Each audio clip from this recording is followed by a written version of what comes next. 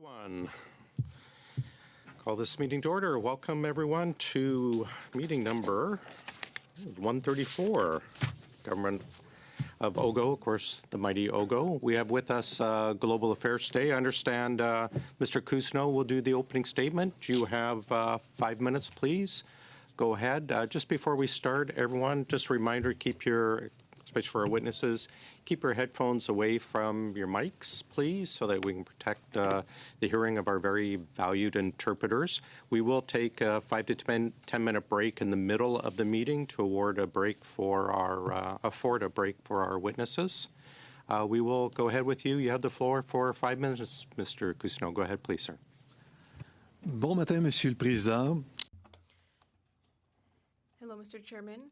First, I would like to thank the committee for giving me the opportunity to speak to you about the new official residence of Canada in New York, which the government recently purchased.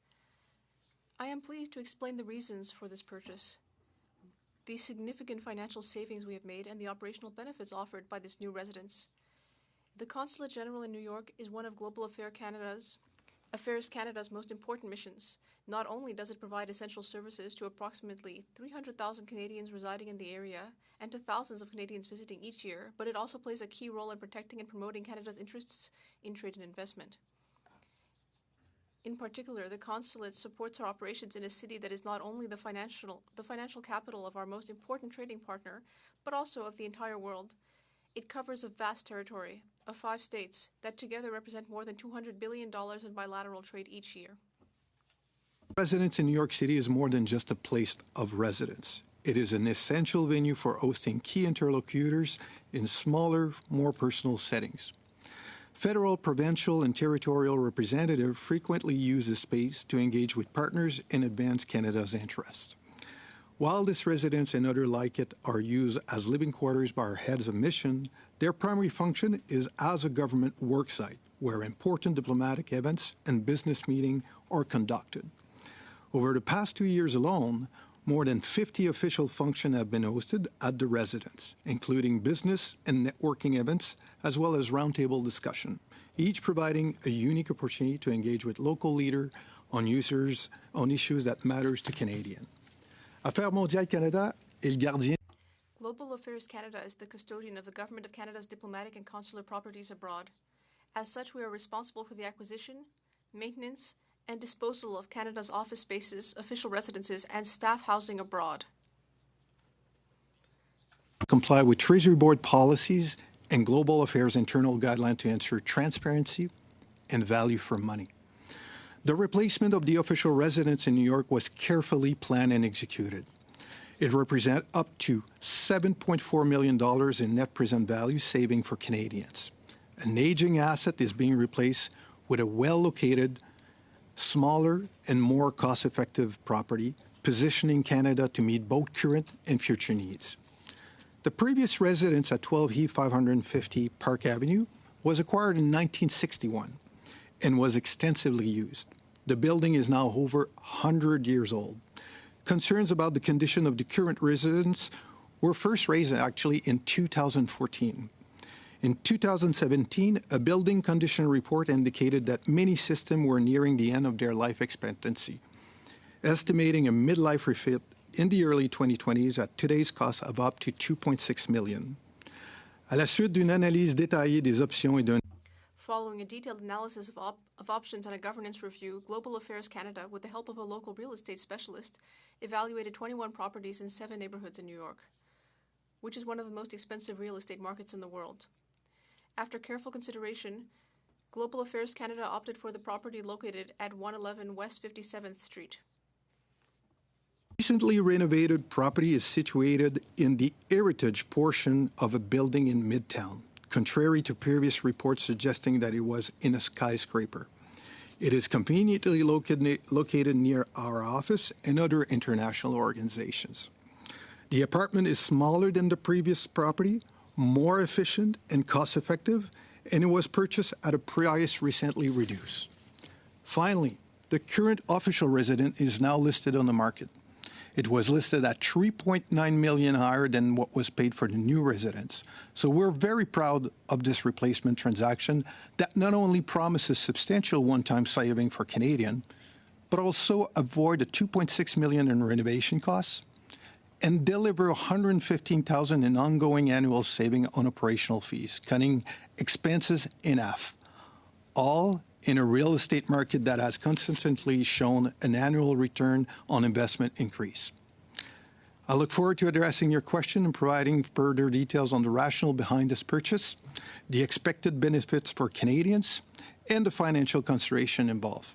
Our goal is to ensure transparency and accountability in this matter, and we're here today to provide any information that you may require. Thank you, Mr. Chair. Thank you very much. We'll start our 6-minute rounds with Mr. Barrett. Go ahead, please, sir.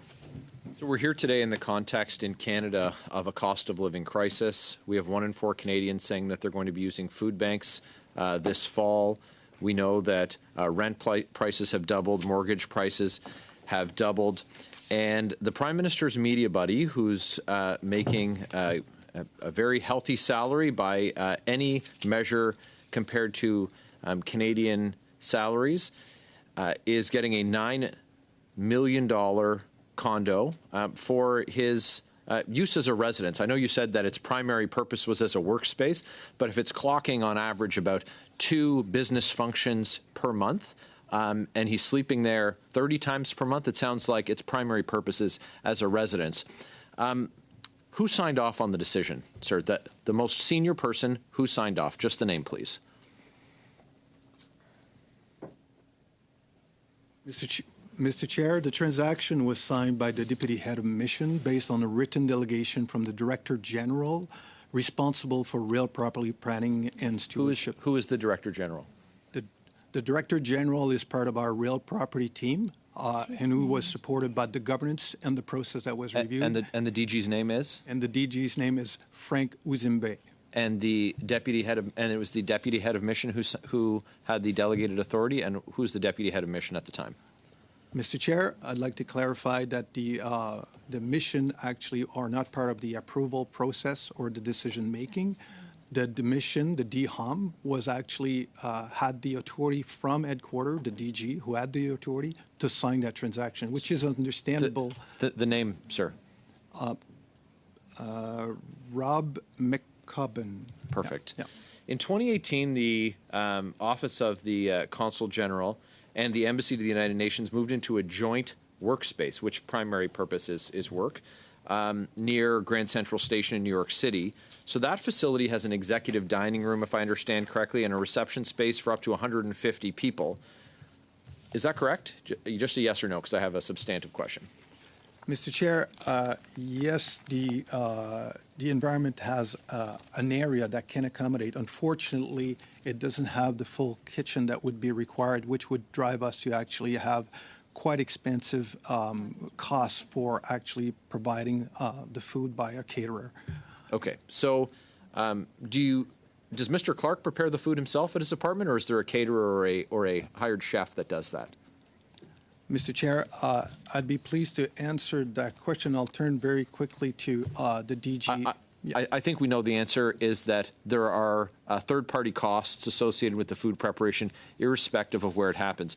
My substantive question is, why is the executive space that was purpose-built in 2018 for use by the Consul General and use by Canada's ambassador to the United Nations not sufficient, and that we had to incur millions of dollars of extra expenses that are going to be financed through the taxes of Canadians who are struggling to survive in the form of a $9 million penthouse on Billionaires Row in New York City for Justin Trudeau's media buddy? Why couldn't we use the space that was purpose-built instead of getting this luxurious location that's primary purpose is just for Mr. Clark's lodgings?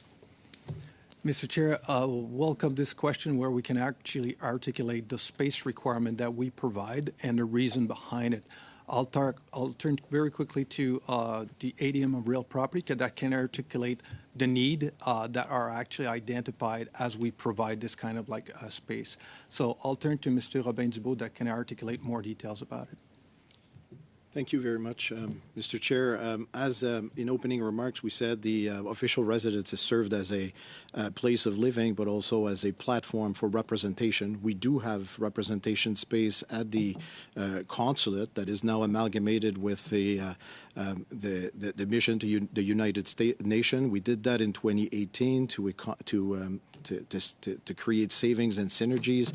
There is representational space in the office, but it doesn't allow for the kind of activities and representation that the official residence would. The new official residence has been acquired. It is smaller. It can accommodate smaller. Thanks very much. We heard all of that information already. That was it took you a minute to not offer us any new information. We had previous representatives in the space. I think now Senator Pamela Wallin occupied the previous residence, identified it as sufficient. The $1.8 million estimate for renovations of the old residence suddenly became insufficient in 2023, which was right around the time that that Mr. Clark was the new head of mission, or the new consul general there. What happened that got the ball rolling there? Was it Mr. Clark that initiated the request? And if it was not Mr. Clark, who was it? Mr. Chair, I welcome this question. I'd like to start by saying that there was no influence from Mr. Clark. He was not involved in the consultation or decision process. Okay. So would you be able to table all correspondence on the subject of the new residence, or the transition to a discussion on a new residence instead of renovations? Mr. Chair, as explained, we have a governance that's actually managed by headquarters, and we'd be pleased to actually table what the whole process is and how we got to The correspondence, sir. You'll table the correspondence? Mr. Chair, I can look at what's available and get back to you on that. Well, if there was correspondence, you'll table it? Yeah, I'll look into Perfect. it. Yeah. Thank you. Sorry. Thanks, Mr. Baird. We'll go to you, Mr. Shawari, please, for 6. Thank you, Mr. Chair. Welcome to the officials. This is the time we were looking for since yesterday, when 99% of our questions were referred to you. So welcome. I'm going to really frame my line of questioning over the next 3 hours around 3 different themes. Number one is going to be really the imperative for the move, and why did the move have to take place. The theme number 2 I'm going to try to get a clearer understanding is around whether all the policies and procedures were followed and whether we really got value for our money. And the last theme I'm going to focus on is around really the importance of the mission. You touched on all those 3, but I'm going to try to break it down for Canadians like me who, are Tim Horton double users. So let's start with the imperative first. My understanding is that aside from the cost imperative and looking at some of the needs, there were some new regulations were introduced by the board of the now previous property that restricted the ability of the mission to be able to perform the duties that they need to provide for us to make sure that we manage over $200 billion of trade in one of the most important cities, as you said it, which covers a lot. So can you talk about the imperative from the point of view that, aside from the cost, really we're dealt a hand that we had to react? Please. Thank you, Mr. Chair. This allows us to actually articulate how much of a smart investment this was, and how the process was sound following all the policy that and well documented as well. What I'll do is I'll turn to Robin that can articulate what were the main reason why we had to move and what had evolved in the last couple of years.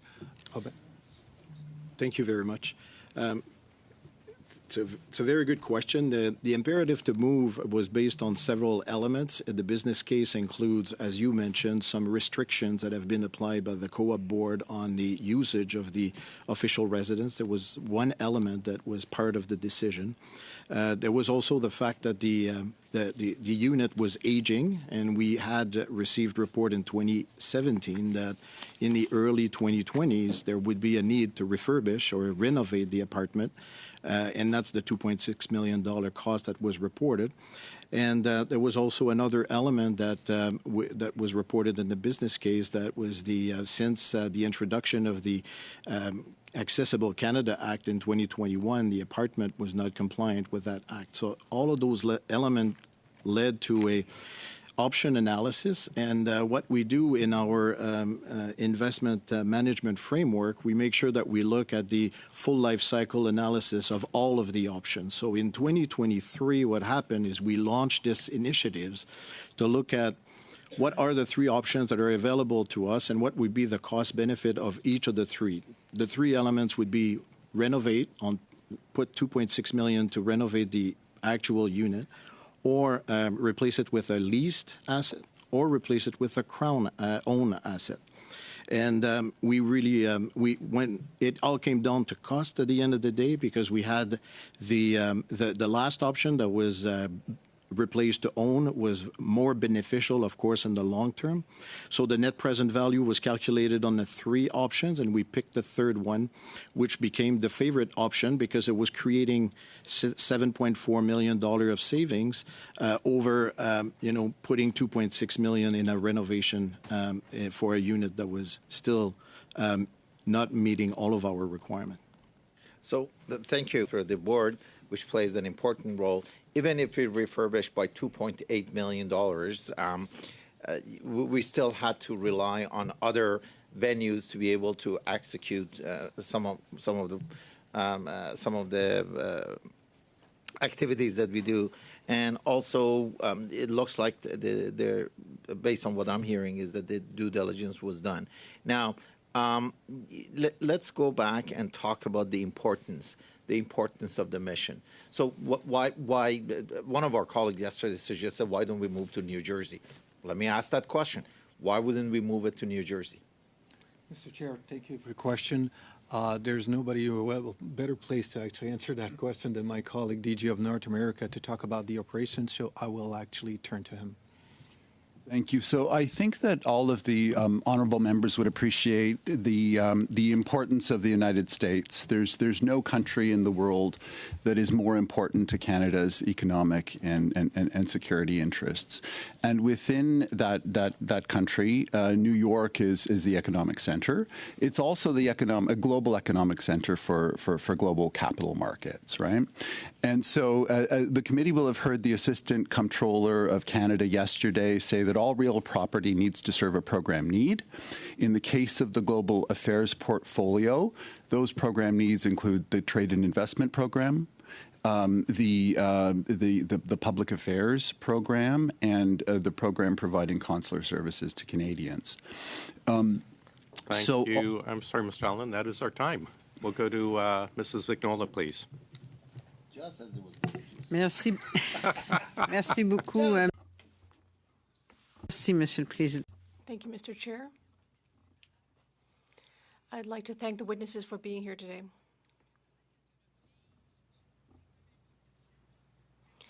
Now, you talked about savings of $7.4 million. Is that in Canadian or American dollars? Monsieur le Président, j'aimerais clarifier effectivement. I'd like to clarify, Mr. Chair, that we're speaking of Canadian dollars here. Thank you. And over what span of time will that sum of money be saved? Is that per year? Or is it over the apartment's life cycle? Thank you for the question.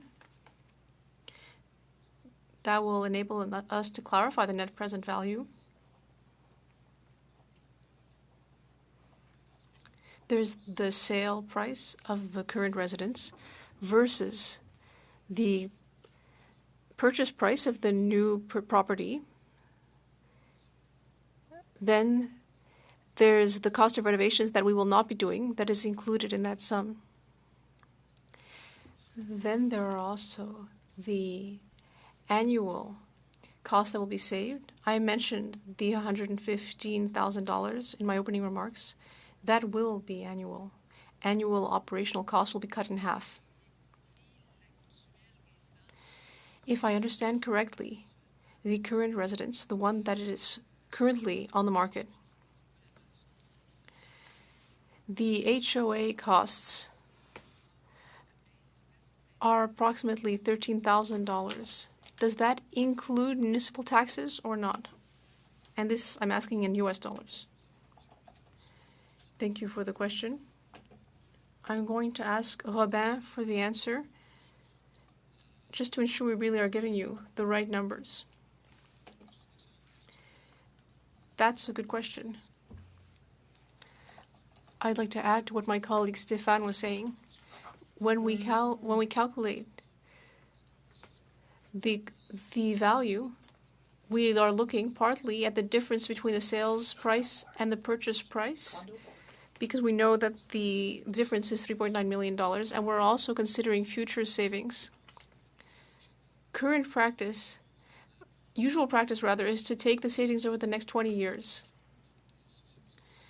I don't have the exact details right now, but the overall monthly costs, well, they're currently about $10,000 a year, $120,000 a year. The previous cost was higher, and that's where we came up with the calculation that we're giving you. So the $7.4 million sum contains some current amounts, but also some amounts from the next 20 years. And so over the next 20 years, is there a projection for the maintenance fees for this new property, maintenance costs? Because we know that lots of things don't last that long. So is there a projection for the maintenance costs for this property over that 20-year period? Is there a plan for that? Is this cost for possible maintenance and renovation included in the 20-year spending projections? Yes. Mr. Chair, I will answer the question, and then I will ask Robin to add. Now, we do have a rather complex plan, but I will ask Robin to give you more details specifically. It's a good question, and it's yes, we take into account the a percentage for recapitalization. Oh, excusez, je vais passer au français. On prend un coût. So yes, a percentage cost for asset recapitalization, and that's been included in the calculations. So in the net annual value of this project, we take the 4% industry standard for recapitalization of the asset during its life cycle. Thank you very much. I will now turn to Mr. McCubbing, the Deputy Consul General. I'm sorry, I'm struggling a little bit due to my advanced years to see the exact spelling of his name. Now, you are the new Deputy Consul General in New York? Mr. Chair, yes, I'm the Deputy Consul General in New York. Et vous avez rencontré le nouveau consul? You met with the new Consul General? Yes, I work with the Consul General. J'aimerais simplement avoir une... Yes, now, I'm not familiar with everyone's bio, so I have a question. Regarding the Consul General, Mr. Clark, are we speaking of the journalist who was chosen to moderate the leaders' debate for the last Conservative Party leadership race? Mr. Chair, Consul General Clark is a former broadcaster. I'm not 100% familiar with his complete work history, so I'm not sure if he moderated the previous Conservative debate. Yeah, that is our time, I'm afraid. Mr. Bachrach, good morning. Good early morning to you. Over to you, sir, for 6 minutes. Thank you, Mr. Chair. And before I start, I'd just like to ask the clerk if my sound is okay. I understand there were some issues during the sound test, and I never had a chance to come back and confirm.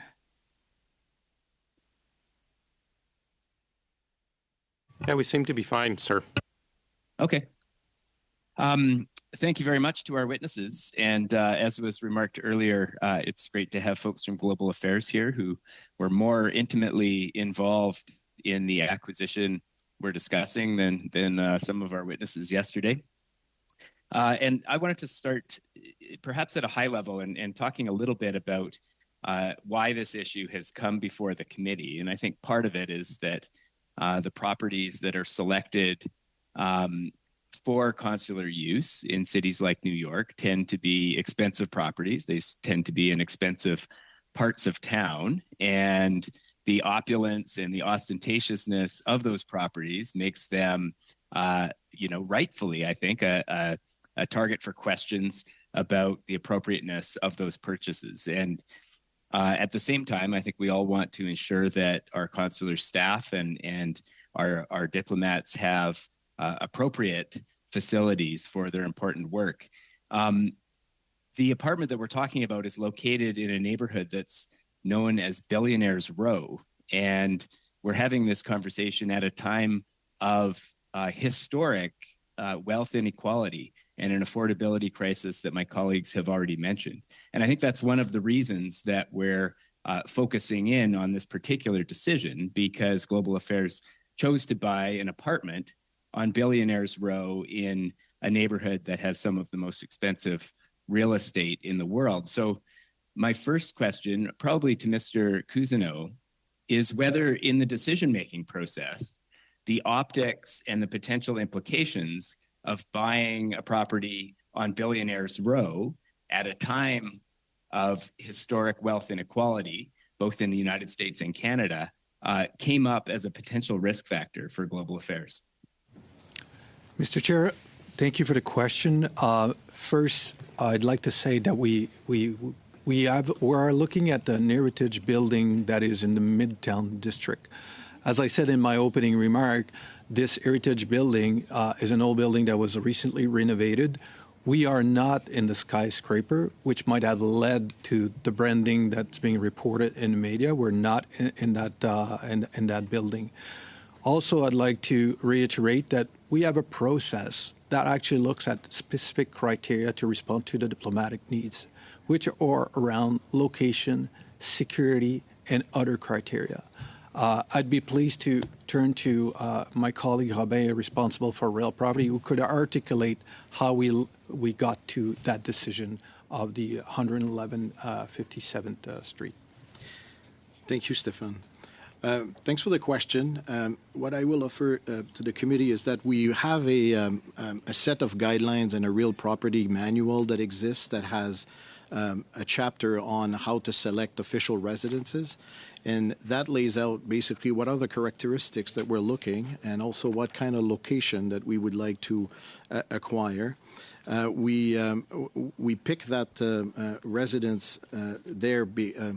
And as I said in my previous intervention, it's a place of work when we hold meetings, and it's also a place where the Consul General will live. So we have two sets of criteria that we need to apply here. It's criteria for a good location to be able to deliver the program that we have, the program being the representation functions that we need to exercise abroad. So we basically locate the official residences in location where contacts are accessible, where other like-minded countries are located, nearby our office as well for various reasons. And we have a set of criteria for the selection of the official residence for the living space.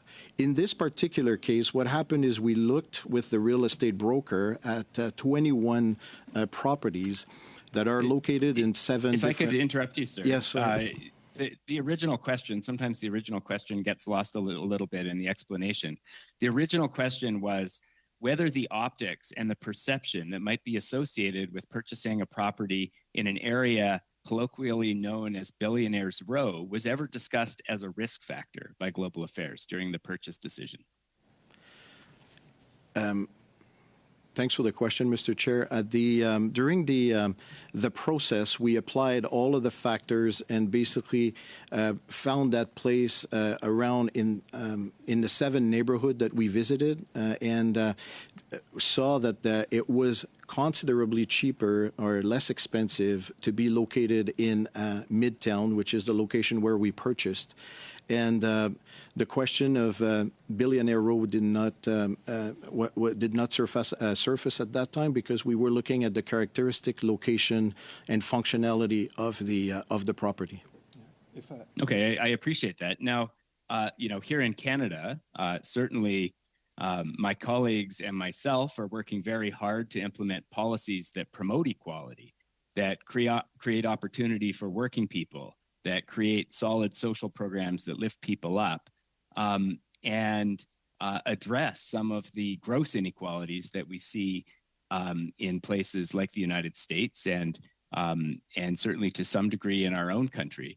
Now, was it ever discussed by Global Affairs that purchasing a consular property in a neighborhood that was a little less ostentatious might be more consistent with some of those goals that we've been pursuing as a country over the past number of years? I'm going to interrupt there. We're out of time, but perhaps we can get back to that in the next round, or perhaps you can provide that to us in writing. Mrs. Block, for 5 minutes, please. Thank you, Chair. I'm going to start off my round of questioning with a couple of requests.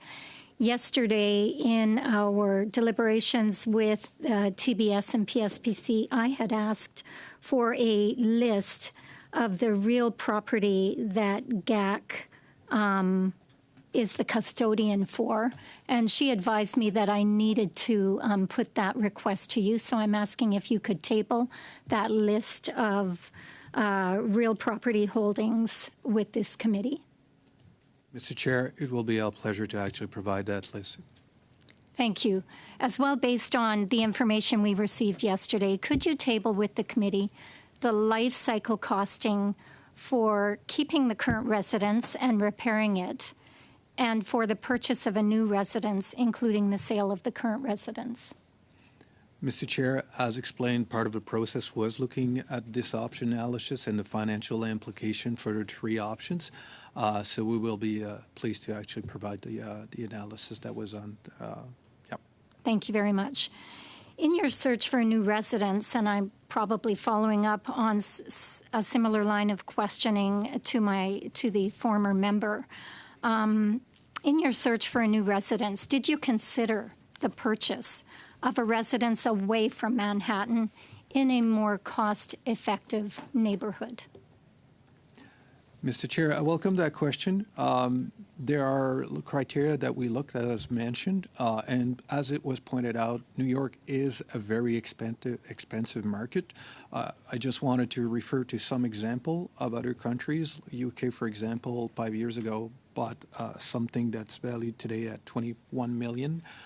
So it is an expensive market, whatever district that you're going to be looking at. Right, but now, surely there are more cost-effective neighborhoods than, as my colleague referenced, Billionaire Row. And this is bringing me back, Mr. Chair, to what are the actual criteria that we have to look when we actually establish the location and we do this analysis. I'll turn to Robin that can articulate what are those criteria and why is it important to be in the right location. Thank you. Mr. Chair, the question is about the location on Manhattan, and that's the first thing we ask when we select a location or a property is its location to be able to deliver the program needs. And in this case, all of the G7 and G20 countries that have either an office or an official residence on Manhattan Island, and it made sense from a program perspective for proximity to be located on that in the same area. Now the question about where in Manhattan, the 21 properties that we visited in 7 different neighborhoods, we picked the cheapest or one of the cheapest on the list that was available per square meter, and that's the one that was located in Midtown that we acquired. So perhaps you could provide for us a more detailed explanation of what program requirements dictated this need. You've you've mentioned the need to be co-located, but what other program requirements are taken into consideration in order to be located on the south end of Central Park in Manhattan? Mr. Chair, I welcome again the question. We do have a framework that includes all these criteria that we're making allusion to. We have a manual that includes those criteria as well. Can you table that? And we could, Mr. Chair, we would be pleased to share that manual that already exists. So I guess my next question would be, do you believe that purchasing a residence in a more cost-effective area would have an impact on Canada-U.S. trade or diplomatic relations? Mr. Chair, as mentioned in my opening remark, the investment that we've done was a long-term value with a net present of $7.4 million, and that's after doing the option analysis, looking at multiple properties, going for a space that had reduced and was offering a very cost-effective solution. So we believe that purchase was a very good investment for Canadians. So I guess my question was more along the lines of perhaps a comment that was out on a news broadcast where it was suggested that if Canada wanted to play in the big leagues, we needed to spend money. Do you think that if we don't spend this kind of money, we won't be taken seriously by the United States? Very brief answer, please. Mr. Chair, as the stewardship responsible for the infrastructure around the globe, our main goal is to ensure stewardship and value for money. So we're looking always at that aspect. Thank you. Thanks very much. Ms. Atwin, please. Thank you very much, Mr. Chair, and thank you to our witnesses. So I've got a kind of questions that are all over the place, so I'll try to keep them coherent here.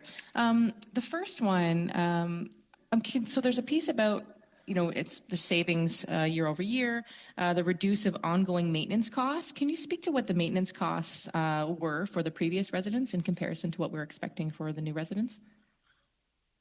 Once again, welcome the question. I will turn to my colleague Robin that can talk about this information. Thank you, Mr. Chair. In terms of the, there's different kind of costs that are emerging from real property that we have. You have the ongoing real property costs like condo fees and other elements. There's also regular maintenance that needs to be done on the asset, and there's also recapitalization of the asset that comes on a cyclical basis. So we know that the new official residence has just been renovated, so the investment in maintaining it will be minimum. And in comparing with the old residence, now we're saving 50% or $10,000 a month on ongoing monthly fees. So that's what I could offer the committee as details. Thank you very much. And how about the property taxes? Is the current residence, will it be lower than the previous? Question, yes, all taxes are included in the ongoing cost that we've reported. Okay, perfect. And Mr. Cousineau noted that there were $2.6 million in estimated renovation costs for the previous residence. And I note that the previous residence is being readied for sale, so not yet sold. Are there any concerns around not having done that maintenance for getting kind of the best value for money in the sale of that residence? Mr. Chair, welcome the question. In fact, the maintenance has always been done. That's our responsibility. What we were talking about here is like there are systems that are coming to the end of their life. You could think about your water heater. You could think about electricity. So it's not that maintenance hasn't been done. So we are very confident that the sale will be going well. Thank you. Okay, that would be my next question was, is there a confidence that in this current market that we're going to get kind of that asking price that will hopefully balance out this cost-benefit analysis that we're trying to portray today? The question, as it was mentioned before, we actually have work with a real estate agent that knows that market very well. We've been working very closely. I'll talk to Robin maybe about like what we've learned from that market and what we expect. Thank you. Just briefly, I know that we work with a very experienced real estate broker that we hired through a competitive process, and we followed the advice of the real estate agent when we put the asset in the firm's hand for sale, and it's being listed at the price that reflect the current condition of the asset, and also at a price that was assessed by our real estate agent according to comparables in the area. Excellent. So one of my questions is going to be, why go to a third-party appraiser, or perhaps even the conversation about a broker? Can you speak to why it's important to have that kind of expertise on the ground in making some of these decisions? Absolutely. It's important to have a third-party assessment of our assets. We do it. That asset has been assessed twice. We got an update a couple of weeks ago, just before we put it on the market, to reassure that we had a good appreciation of the fair value of the asset. And it's also mandated by policy that we do it, but we do it as a good matter, of course, because it's important for us to know what is the value of the assets we have in our hands before putting it on the market. Excellent, thank you. And just for anyone who might be curious, was the Consul General, Tom Clark, involved in the decision of purchasing a new official residence? Mr. Chair, welcome the question. As mentioned, this was a smart acquisition. This was actually a process that was sound, policy compliant, well documented, and exempt from any influence, including from Mr. Clark. Thank you. Thank you. And how many years do you expect the residents to serve the current Consul General, or the office itself, actually? Mr. Chair, I'll turn to Robin just to ensure to have the right number of years. Well, the investment is done on the very long term. I mean, the last official residence, we've owned it since 1961, and this one, there's no indication that we're going to be disposing of it anytime soon. So I would say it's going to serve for its lifetime, which is estimated to between 55 and 60 years. Thanks very much. We'll go to back to Mrs. Vignola for 2.5, please. Merci. Thank you very much, Mr. Chair. Now we know that the New York real estate market can be very competitive, although there has been a decrease in the market due to the conditions we're all familiar with. The cost being asked today is under $10 million US, but this is a luxury property. But it's below the threshold of what's considered for a luxury property, so the sale can be done quickly. It can be done over 198 days according to the usual standards. So when do you think you might be able to sell the property? Thank you for the question, Mr. Chair. I don't wish to speculate on the amount of time it might take to sell the unit. It depends on market fluctuations, but what I can say is that we have worked with an expert real estate agent in order to identify a competitive price. As you know, we have also worked with PSPC to evaluate and assess the residence and the price. Without divulging confidential information, I will say that I believe the price is well aligned, and I would just ask Robin if he has anything to add. Well, that's a good question. As my colleague said, we can't really control how quickly the unit will be sold. But what I can say is that, as you yourself said, the New York market is very dynamic. The real estate agent assessed comparable sales in the neighborhood recently. He is very motivated and very confident that this sale will be able to move forward quite quickly. However, this is outside our control. Thank you. Now, very quickly, one of the reasons that the apartment is being switched is that in 2021, there was talk of $2.6 million in repairs that were not done because of the pandemic. But the building in which the new apartment was just bought was completed in 2021. So clearly, it was possible to carry out renovations in 2021 because buildings were being constructed like this one. So could you further explain why it wasn't possible to complete those renovations in 2021 as the pandemic restrictions were decreasing? Can you give me any other reasons or factors that had to do with those renovations not happening? Time for a response. l'écrire. So perhaps, Mr. Cousineau, you can commit to put that in writing to us, or perhaps we can get back in the next 2 hours. Mr. Bachrach, go ahead, please, for 2.5. Mr. Chair, I think that's an excellent question. So perhaps I'll re-ask it on behalf of my colleague, Ms. Vignola, and ask why those renovations were completed in 2021. Once again, welcome. The question, indeed, that there was analysis that actually, with the inflation that was happening, that has increased the cost of those renovation. As you recall, there was something particular happening in those times, which was COVID. I will quickly turn to Robin to articulate what had changed and what were the challenge when this renovation that we wanted to do, essentially. Thank you for the opportunity. There were two elements that were playing in that file that was delaying it. The pandemic, of course, had a tremendous impact on all of our projects abroad, and that was one thing. But also, our ability to secure the permits from the various authorities, co-op, and municipalities were taking time. So this led to the delay that brought us to reassessing the renovation and finding out that the costs were escalating, which triggered the full option analysis. And that's what led to the decision to purchase the new apartment at a different address. Yes. Okay.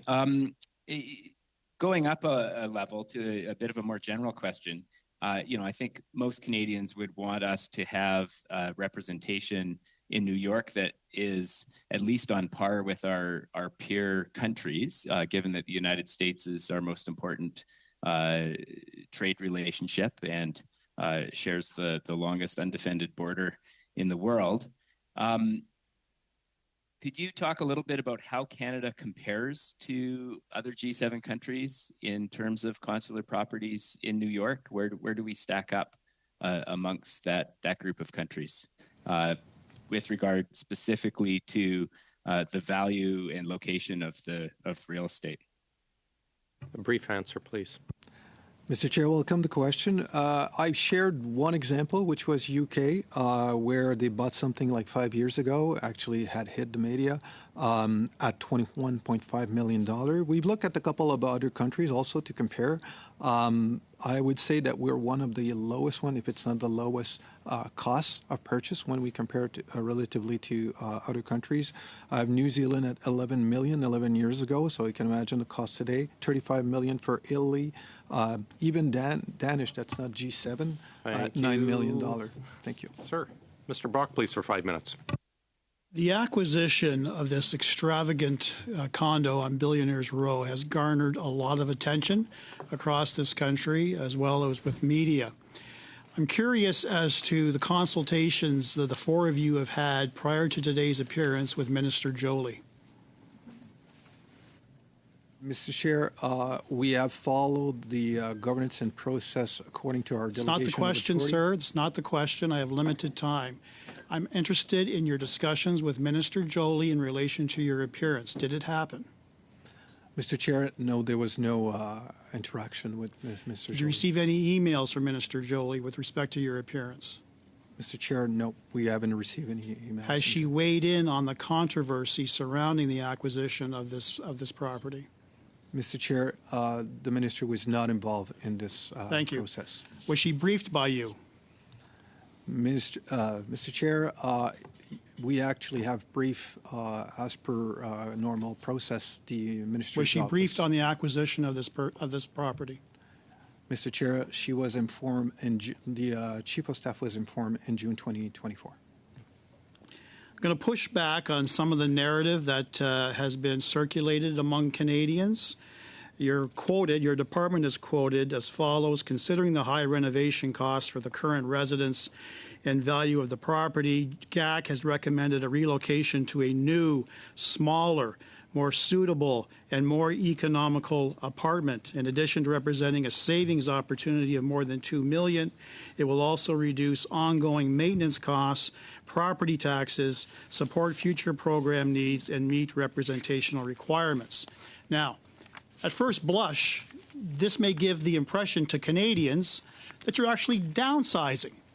And when Canadians think of the term downsizing, they think of perhaps raising a family, having an empty nest, and moving from a 4 to 5 bedroom home to a small 1 bedroom, 2 bedroom condo.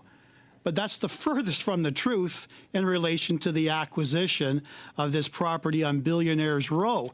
In fact, the old property on Park Avenue was roughly 3,800 square feet, and you downsized, wait for it, to a whopping 3,600 square feet. The actual rooms have actually increased. The old property had 12 rooms. The new property has 14 rooms.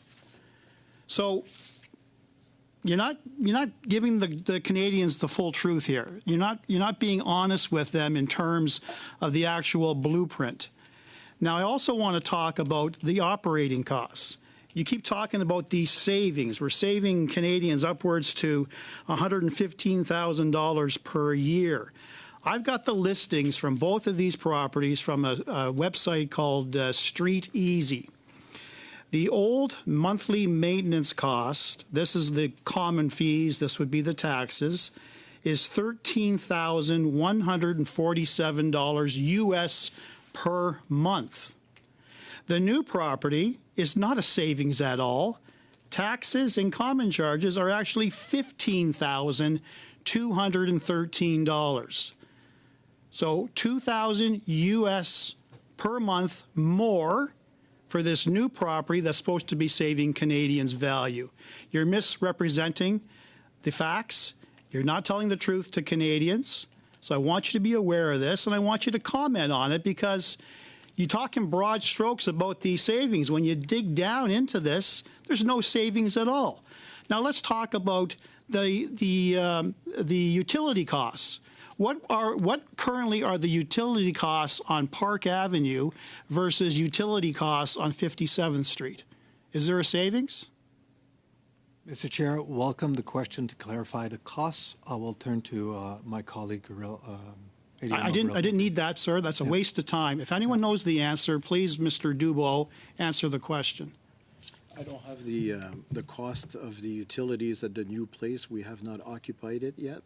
But I have the total amount that is forecasted to spend on the ongoing basis per month. Okay, and is that a savings over Park Avenue, or is it the same, or is it more? It's a saving.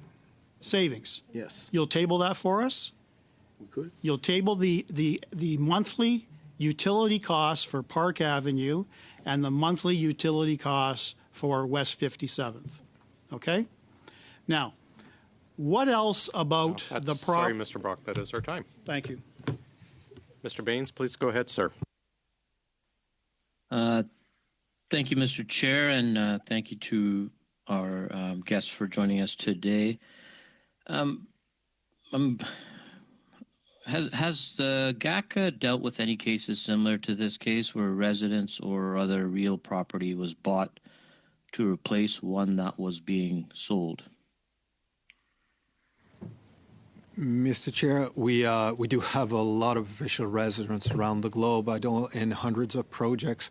I will turn to Robin, who might have more specific information about that. Good question. As my colleague, Mr. Cousineau, was explaining, we basically report in the Federal Real Property Directory that we have 2,300. We're the custodian of 2,300 properties, and we do transactions on a regular basis every year. We transact for staff quarters, for official residences. Sorry to interrupt. Yes. Do you look at, and your criteria to ensure that these are located in the right areas? Like, how do you determine which areas? I know that it's a lengthy analysis that you do. But typically, one of the key pieces is that it should be located in areas where diplomatic relations occur, correct? And the requirements change depending if it's residential for staff quarters, official residences for representation purposes, or chanceries that are office space.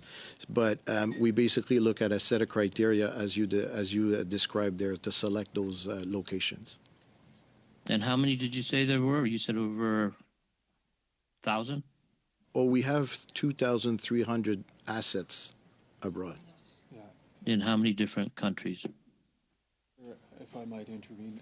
So we have 182 mission in 112 countries, Mr. Chair. And with respect to this specific property, who else? I think one of the colleagues began to sort of touch on the importance of the diplomatic relations and being in an area where, considering the difficult times that we are seeing now, that security, safety is, of course, paramount in some of these decisions. And not only that, we are also in a time where we need to continue to grow, whether it's economically and increase our defense efforts and all of these things. So how important are those things with the decision that was being made in New York? I welcome again the question. Indeed, all those criteria that were actually mentioned are very important as part of our process. I could turn to Mark Allen that could speak of the value that it brings for us. Thank you. No, the trade and investment driven by the consulate is directly linked to the economic security of Canadians. So I think people are aware of the critical minerals market right now is a very important one. So a number of investments in critical minerals can directly be traced back to events which were held at the consulate. This includes an investment of $1.5 billion in the Nemaska mine in Quebec, a lithium mine. I also mentioned that New York is the center of global financial markets. 2 Japanese banks located there have invested $39 million in other Canadian nickel and lithium projects, again as a result of events that have been held in the residence. Thank you. Can you continue to list more, please, if there's anything else that you can add? I mean, those are some examples of some high impact investments. There have been 50 events, as has been noted in the last 2 years, a range of conferences and lunches and other events. Very frequently driving the trade program, right, and as well as the public affairs program. Another important function of the consulate is networking with political representatives in the United States, with governors' offices, with New York Assembly persons. Thanks, Mr. Allen. We're out of time. We're now going to Mr. Genuis, please. Go ahead, sir.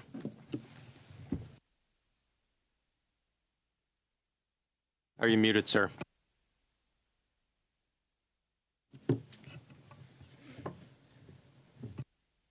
We cannot hear you, Mr. Genuis.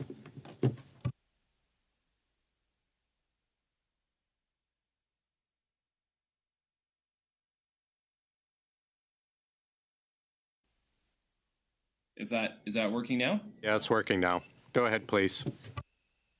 Okay, I just remuted and unmuted, but anyways, following Mr. Brock's line of questioning, just to put a fine point on it, can you please provide to this committee in writing a detailed breakdown of monthly costs associated with both locations and all costs, any taxes, any condo fees, any co-op fees, utilities? A clear breakdown for both locations, all the information you have. You'll be able to provide that to the committee within the usual timeline?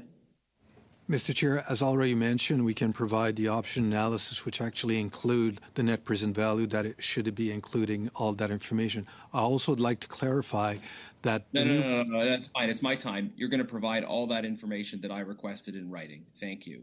My next question is, just start Point of order, Mr. Chair. I thought there was a statement that was going to clarify what Mr. Genis was asking, and I would like to hear it. Well, you can. I'm sorry. I'll address this, Mr. Longfield. You can hear it during your time, but this is Mr. Genis' time, please. Thank you. People who have been Go here ahead, for sir. a long time have complete ignorance of the rules. Chair, how much time do I have left? 4 minutes. Thank you. Point of order. I don't appreciate the comment that Mr. Genis just made to an honorable member. Okay, excuse me. Nonsense. I'll Do you have a declare, hurt feelings Mr. report you could fill Longfield, out? that's not a point of order. Appreciate it, but we understand the sentiment. Mr. Genis, continue with your time, please. Thank you. Just to the witnesses, I do want to say I think it's pretty disingenuous to project cost savings based on a comparison of purchase price in one case with asking price in another. That's clearly an apples to orange comparison, maybe more precisely an apples to magic apples comparison. You've set an asking price for the old property at 550 Park Avenue, but that asking price is not the same as the appraised value. We heard that yesterday. My research team looked at other properties being sold at 550 Park Avenue. All of them have sold substantially below asking price if they were sold at all. In many cases, they were sold at reduced price. There was a reduced price and then they were taken off the market and not sold. And just for your reference, we looked at units number 10, 2W, 17E, 11W, 12A, 16AE, and 6W, all cases where they were reduced in price and not sold, or they sold at a substantially reduced price below the asking price. So your fake math of asking price comparison to the purchase price is pretty thin. If you wanted to show that this was a good transaction, if you wanted to show that there were savings, I'd like to know why in the world didn't you just sell the existing property first before purchasing the new property? That would have given you a sense of what your actual comparison was in terms of numbers. Why did you wait to even list the old property until you purchased the new one? Chair, I welcome the question. Let's remember that the residence is a place of work. So it's not just like a pure residence. So we actually needed business continuity. If we would have sold the actual residence, we would have actually have to lease another location so we ensure business continuity, which is why we didn't do that. Sir, you have multiple different locations where you can hold events. So for an interim period of a few months, you could have used many other spaces in New York, the consulate itself, space that's available to the UN ambassador. You could have hosted other events in other locations. In fact, most of the hospitality expenses for Mr. Clark involve restaurants. You are frequently hosting events in restaurants. So that excuse isn't going to fool anyone either, sir. Why could you not at least secure a buyer for the old location before moving to the new location instead of coming to committee with this fake comparison of apples and oranges? Mr. Chair, I will go back to the criteria that we've talked about when we select a location. It's about not only location, but security. The question is, why didn't you sell first? And business continuity to ensure also that it met the criteria for the location. But there are so many other locations in New York where you could have events. Another question in the same vein. Is your analysis of numbers predicated on Park Avenue property selling within a certain time frame? You told us about certain potential alleged savings. Is that predicated on it selling within a certain time frame? Mr. Chair, welcome. The question, this saving that we have presented in our net present value is not tied to a specific sale of the current condo. Thank you. Well, that doesn't make any sense then, because you have ongoing carrying costs associated with both properties for as long as you own them. Now, in the context of selling one property and purchasing another in New York, the government of Canada may have had to pay, but may have been exempt from the following: capital gains tax, the U.S. Foreign Investment and Real Property Tax Act, state and city transfer taxes, New York's mansion tax. Which of these taxes or costs did you have to pay, and which, if any, were you exempt from? I'm afraid time has not been left for an answer, so we'll get back to it again, or perhaps you can commit to put that in writing to us. Mr. Longfield, welcome to OGO. Now it's your turn. Go ahead, sir. Thank you, Mr. Chair. And I think it's okay that we've just cut to the next speaker since he wasn't being allowed to answer questions in the first place. But maybe I could go to the statement earlier about the life cycle of the building itself, looking at 55 to 60 years. To put that into context, I've visited many council offices in my role as Member of Parliament. One of them was the Council Office of India, and it was next door to the Leader of the Opposition's house, who was Andrew Scheer at the time. And the Consul General was Vikas Swarup, who was working with me and with the University of Guelph to facilitate the setting up of a Center for Indian Studies at the University of Guelph. And the University of Guelph has subsequently started that center and also has appointed an interim chair for Indian Studies that's visiting from India. So the important work that goes in a council office is not strictly entertainment. There is some socializing, and it's a different venue where we talked about jazz that night as well, but we were really focused on creating a Center for Indian Studies at the University of Guelph. Since then, we've had a change in the Leader of the Opposition, and we've had a change in the Consul General from India. What's a normal time for a Consul General to occupy one of the residences that their government provides? Mr. Chair, I welcome the question. I will actually turn to my colleague, DG of North America, Mark Illen, that can talk about these operations. We've recently established set timeframes for diplomatic postings, and in the United States, it is 4 years. Terrific. So, I mean, part of the arguments that the Conservatives is making is that this is a house that the Prime Minister is giving one of his buddies, one that was also a moderator at the Conservative Leadership Convention, which kind of disconnects. Is any staff involved, including the acting government lead at the consular office, is any staff involved in the selection of properties? Mr. Chair, once again, I welcome the question. The process, the decision-making is all managed at HQ, and there's no influence by any other staff than the people responsible for the stewardship of the real property. Great, thank you. And also, I know we will be getting some of this in writing as was requested, but the cost savings that have been determined by the independent body, not a political organization that's giving us money as a Liberal government, the cost savings of a smaller location versus the location that we were occupying since the 60s. Could you maybe comment on, just in general, how there was a cost savings? I know we will be getting details. Well, thank you very much for the question. I will turn to my colleague Robin, because indeed we have downsized, and there are going to be a definite saving that's going to be tied to this. Thank you. Thank you, Mr. Chair. The question is about the cost savings, and of course, when you look at the cost of renovating and aging property, this is a cost that you're going to be not really recuperating, because you're only bringing an asset back to where it should have been, investing or putting down $2.6 million in this case. So that saving alone is quite significant. But if you look at the difference in prices as well, we're anticipating quite a substantial profit out of the transaction. So those are the two elements for savings, in addition to the ongoing savings that you mentioned. Thank you. And one quick question on the future of diplomacy. The report that was tabled in the House about a year ago, how does this transaction match up with the study that was approved by the Senate as well as by the Parliamentary Committee, the House of Commons Committee? Mr. Chair, thank you very much for the question. This investment actually very much aligned with the future of diplomacy, not only on the what we actually are going towards to in terms of like investment, but also on the how, the introduction of agility, effectiveness, cost effectiveness, and again, value for money. Thanks very much. Terrific. That is Thank our you. time, sir. Mrs. Thank you, Vignola, Chair. please. Merci beaucoup, Monsieur. Thank you very much, Mr. Chair. What I took from your remarks as well, Mr. Cousineau, is that one of the problems with the current location is that it is a co-op,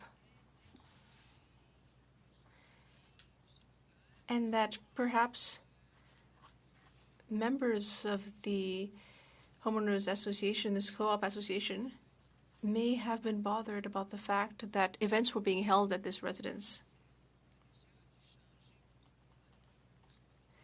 I imagine that the situation has changed greatly over the last 60 years to cause this to be a problem. Is that not so? Thank you, Chair. Yes, indeed, members of the board changed. And we have seen over the last few years is that the rules became more strict. Things became more delicate over the years. And that was indeed another factor, in addition to the cost and other factors that I mentioned. That's what led to us taking this decision.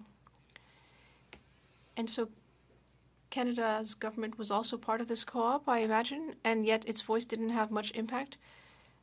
Well, I'll just ask Robert to answer the question. But indeed, we're part of that group. So we're one of the votes. But it's a big building, so we're only one of the votes. Thank you. In New York, in Manhattan, there are 3 types of unit: co-ops, condos, and apartment buildings, each of which have their own ways of proceeding. But in this case, we have seen that there are no semi-detached residences. So is that a possible procedure? Is that possible that a government could own such a residence and manage it itself? Well, that's one possible way to look at the situation, but there are matters of security to consider. I would ask my colleague, Mr. Dubois, to answer. Yes, it's a good question. We're not against the idea of buying a semi-detached property.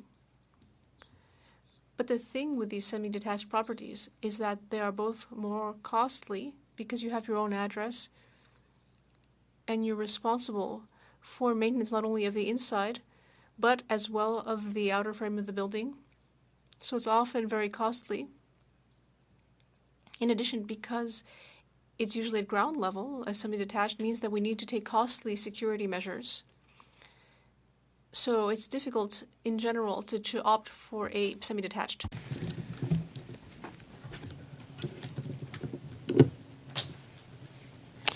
Mr. Bachrach?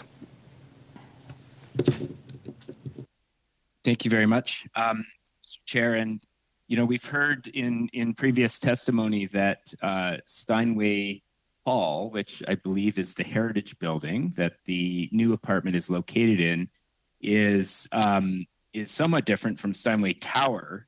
However, they're connected and associated. And I guess my first question is whether they share the same residential address.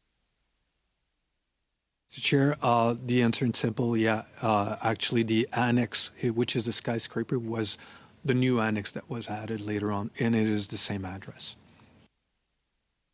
So Steinway Tower, Mr. Cousineau, has been a somewhat controversial building. I was reading in one report that according to the Manhattan District Attorney, the construction company that built Steinway Tower, Parkside Construction, and its affiliates stole more than $1.7 million in wages over 3 years from about 520 workers at the tower and 7 other high-rise buildings. And the company also hid nearly $42 million in wages from state insurance officials to avoid paying millions in workers' compensation premiums. Was Global Affairs aware of this controversy during the evaluation process? And was the controversy around the construction of Steinway Tower considered as a risk factor when it came to the perception and brand image that would come with locating Global Affairs operations at that address? Mr. Chair, thank you very much for the question. Once again, as pointed out, there is the Steinway Tower and there is the Steinway Hall. So we're not staying in that Steiner Tower, sorry. Personally, I was not aware of this information. Okay, so I can assume that it didn't, like, it feels like a little bit of a, splitting hairs to distinguish between the tower and the hall, given that they're connected and they share the same residential address. I guess the question is whether it came up during discussions as a potential risk factor, particularly the message that it sends to working people that Global Affairs was willing to locate in a building with such a controversial history. And I take from your comments that that didn't come up in the discussions around the purchase. Brief answer, please. Mr. Chair, again, our focus is on stewardship and value for money. We've looked at the Steinway Hall, and I couldn't speak about that information is being shared today. I was not aware. Thank you very much. Mr. Barrett, please. About the purchase before or after? Mr. Chair, welcome to the question. The Minister's office was actually informed before the purchase. Okay. And who in the Minister's office was informed? Mr. Chair, following the delegation authority, we actually communicated as per normal protocol, and we've informed the Minister's office, more precisely the Chief of Staff. Okay. On what date was the Minister's Chief of Staff informed, and on what date was the sale finalized? Mr. Chair, I'd have to go back to the chronology, but if my memory plays well, for the actual purchase, we've informed the, if you bear with me, the intent to purchase and sell in early June 2024. That's when you informed the Minister? Yeah. Okay. What's the total cost, just the number, to make any fit-ups for the new residence? Mr. Chair, in terms of fit-up costs, we don't have the precise detail financial information, but what I could say, it's probably around $100,000 to $150,000. $150,000. Yeah. The shared space with the UN Embassy, how much was spent on that in 2018? I referenced it earlier, the meeting space. Mr. Chair, I wouldn't have that information out of my hand, but I would be pleased to provide that information back to the So that was in 2018 that space was acquired. And is it rented or owned? Mr. Chair, I will turn to my colleague, Mr. Dubois. Mr. Dubois, rented or owned? I would have to confirm. Okay. I don't have the information. You don't know. It seems relevant to this because the rationale for purchasing the $9 million condo for Justin Trudeau's buddy on Billionaire Row is predicated on not having a kitchen at the facility that Global Affairs Canada, under the Trudeau government, acquired in 2018. And now here we are in 2024, and we've got to buy a $9 million condo because someone, Global Affairs Canada under Justin Trudeau, forgot to put a kitchen in. And I'm looking at the kitchen on the listing for the $9 million condo, and I'm quite curious about the square footage of this because it doesn't look like a commercial kitchen. And I'm just curious, yes or no, is it your contention that all food prep for events hosted at the official residence will be done on-site and not in a commercial kitchen? On-site or commercial kitchen?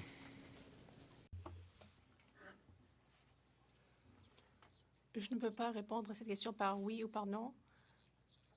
Mais est-ce que la préparation de nourriture se fera sur les lieux ou dans une cuisine commerciale? Le chef de mission pourra prendre une décision là-dessus. Oui, j'aimerais interrompre très brièvement. Yeah, I'm on English channel and French is coming all of a sudden. It should be back now.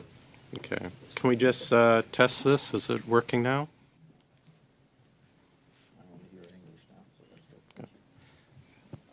Got just over 2 minutes, Mr. Barrett. The head of mission can decide. It seems foolish then to buy a $9 million condo because it has a kitchen that can accommodate these functions. That the office that you acquired in 2018, apparently you forgot to include a kitchen, and but he still might have a commercial kitchen prepare the food and hosts any number of events at restaurants.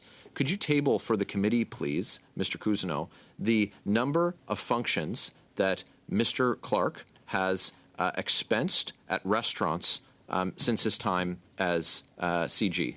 Can you table that for the committee? Mr. Chair, I can certainly look at the information that's available in that context and provide it to the table. Okay, that's great. How many official functions has Ambassador Ray hosted at his residence? Mr. Chair, I'm going to actually turn to Mark Allen, responsible for the operation. Mr. Allen, just the number, please. How many events? I'm afraid I don't have the number for Mr. Ray. Can you table it with the committee, please? We certainly will. This is it's pretty remarkable. Mr. Allen, I want to ask you a quick question. Is it your contention that had those meetings that occurred at the official residence with Mr. Clark, had they happened at the office of the Consul General and not in his residence, that Canada would not have succeeded in those trade negotiations or in those acquisitions? Is that what your statement is? I can't speak about those specific events. I think the intimacy and the personal nature of an official residence for a head of a Canadian mission does add to their general toolkit. Right. So if that was the case, wouldn't it make sense then in 2018 to have acquired a joint space that achieved that for both the UN, our UN rep, and for the CG instead of buying separate facilities for that purpose? Again, I think having multiple options for different types of event is very important. When you're playing with other people's money, I guess you can have as many options as you need. That is our time. We're going to go to Mr. Kusmirchuk, and then we will take a short suspension. Mr. Kusmirchuk from sunny Windsor. Go ahead, sir. Thank you so much, Mr. Chair. Mr. Cousineau, I'm going to ask you a series of questions. I just wanted to have a sort of a quick response so I can get through them. I just wanted to ask you, all procedures for procurement were followed. So this was done by the book. Is that correct? Mr. Chair, absolutely. We have followed all the policy from Treasury Board, all the internal guidelines from GAC. So all the process was followed. Yep. Thank you. You did an 88-page analysis of this decision on this property. Is that correct? Mr. Chair, I couldn't speak about the amount of pages of that analysis, but there was an analysis. A deep analysis was done. Is that correct?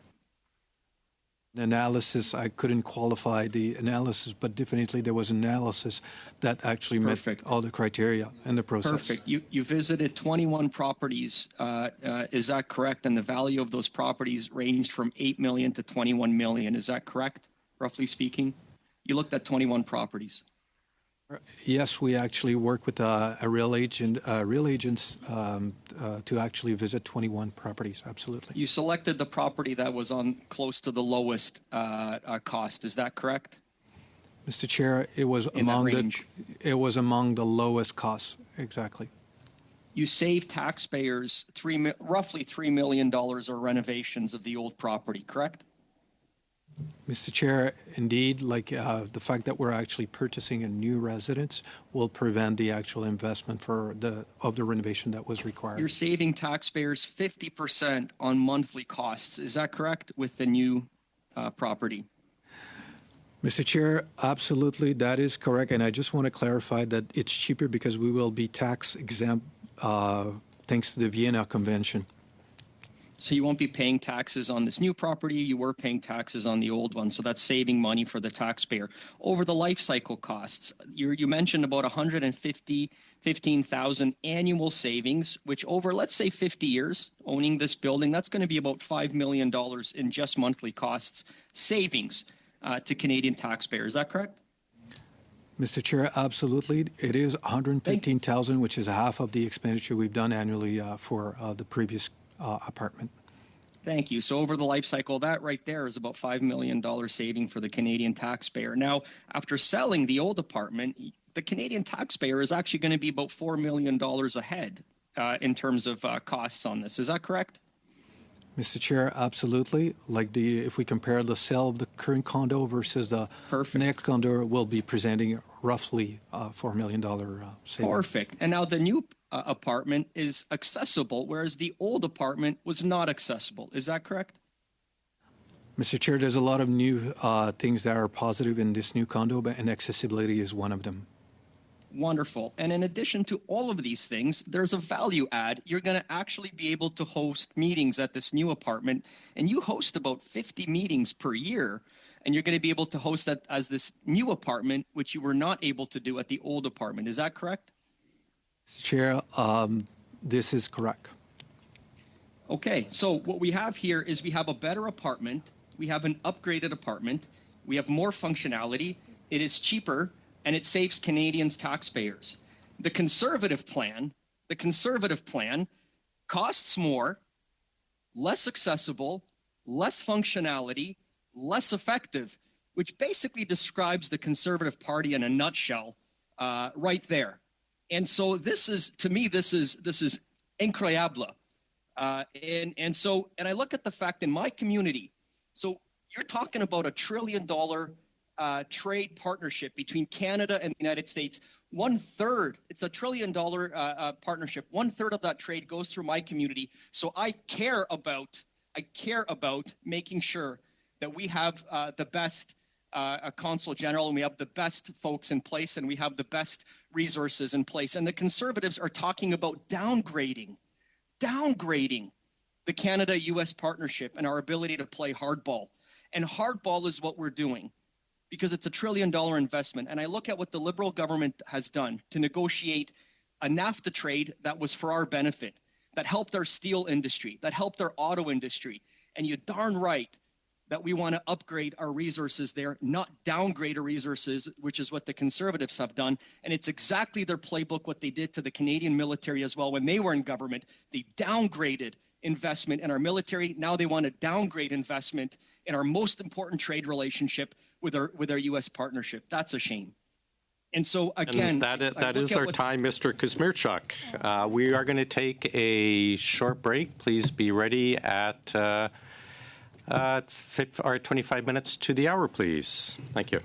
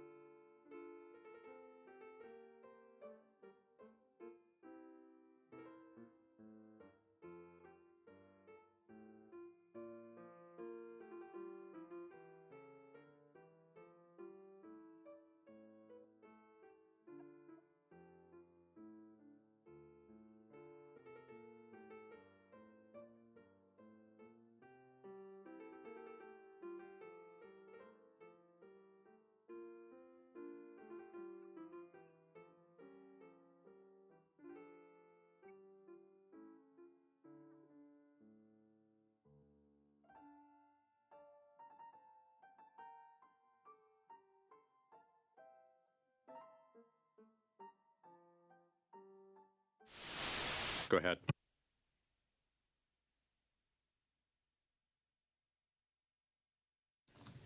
Thank you, Chair. Mr. Cousineau, just before the break, you actually lied to committee, and you did it for partisan purposes. You did it so that Justin Trudeau and his buddy Tom Clark would look good. Point of order, Mr. Chair. We just had this Your conversation. department. It is a point of order. Sorry, it's not. Can you continue, Mrs. Yes. Block? Your Order is the department. language being used, Mr. Chair. The language is not respectful of our witness. You do not have the floor, Mr. Longfield. You've been an MP long enough to know that if you wish to interrupt, you call a point of order. You've been an MP long enough to know what a point of order is. And you should perhaps follow committee rules. And if you can continue like that, I will not recognize you, Mr. Longfield. But I take your point, but that is not a valid point of order. Please allow Mrs. Block to continue, and I'm sure she'll get to her point. Rarely do I cut to the chase as I just have done. But your department sent this committee a letter which stated that 50 events were held at the Consul General's residence over the past 2 years, not 50 events in 1 year. So that's 2 events, that's 1 event every 2 weeks. As a result of the information that you've given us, I would like for you to table with this committee a list of those events, together with the purpose of the events, the number of attendees, and now, because of this contrary information that you've provided for us today, I would like the dates of all those events included.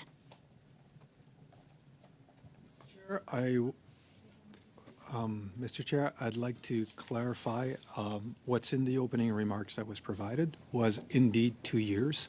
I might have misunderstood during the fast pace talking that was going on what was mentioned. So it is truly 2 years. And I'd like to add that as public service, we're here to represent the great work that we're doing. And I take exception on when we're being accused of being liars. We're there to be there for value for money and to do good stewardship and to provide Canadians what's best for them. Thank you.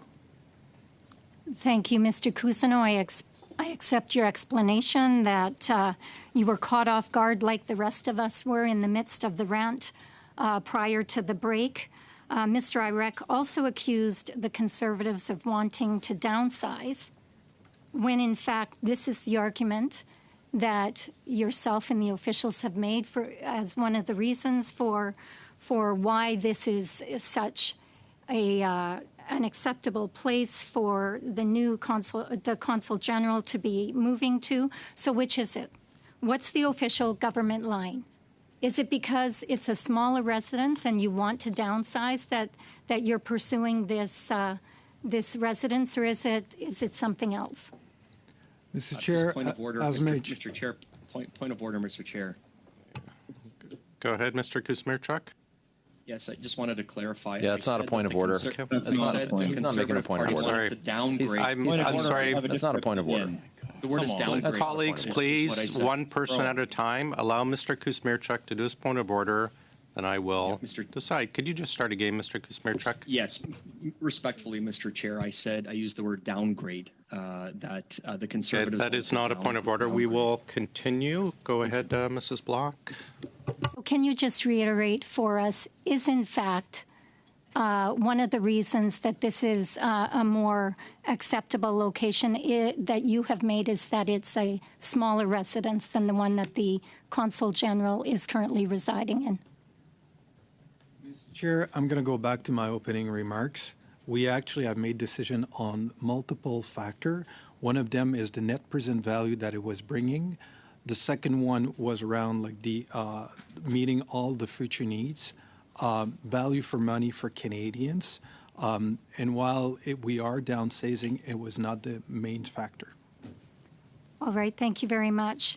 In the letter that we received from Ms. McArdle, she also cited that there were other issues raised about the suitability of the current residence. These issues included lack of proper division of family and representational spaces and restrictions on events that were imposed by the cooperative board. What are the rules for the new condo? Did you ensure that you would be allowed to bring in large groups of strangers for events at this exclusive condo building? Mr. Chair, I welcome the question. As you can imagine, with the co-op model that exists, there was a lot of restriction that we had to face, which was very challenges. We do know that in the new location that we're going to go, there's going to be more flexibility, making us more agile for those representation. So did you confirm if there were any rules in regards to the types of events that you hope to hold in the new residence?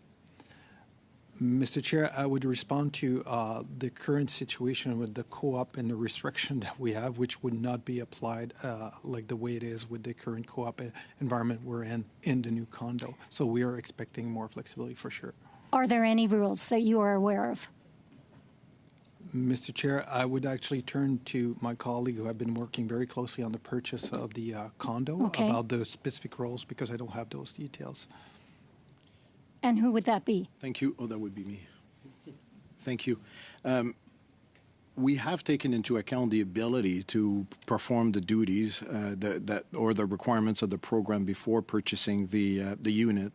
I haven't read myself the condominium convention that exists at the building there, but I know that the unit was selected because it is possible and convenient to organize the events according to the program need. It might state in that convention. I'm not aware of any restriction that may exist in the new condo with regard to, typically there will be restrictions in terms of security and access, but other than that, I'm not aware of any other restriction. Thank you. Thank you. Ms. Atwin, please go ahead. Thank you, Mr. Chair. I thought it was Mr. Jahari first, but I can certainly go. Go ahead, Mr. Jawari. Thank you, Mr. Chair. I'll make a brief comment before I continue on the line of questioning. Colleagues, Canadians, we are here with a fiduciary responsibility to ensure that we hold any type of expenditure that we need better clarification accountable. It is fair to ask tough questions. It is fair to ask clarifying questions. It is fair to challenge the premises of the decision that was made by officials. But I strongly recommend for us to ensure that we carry the true meaning of what it means to be an MP, a member of parliament who represent Canadians, and stop labeling our officials who are working hard.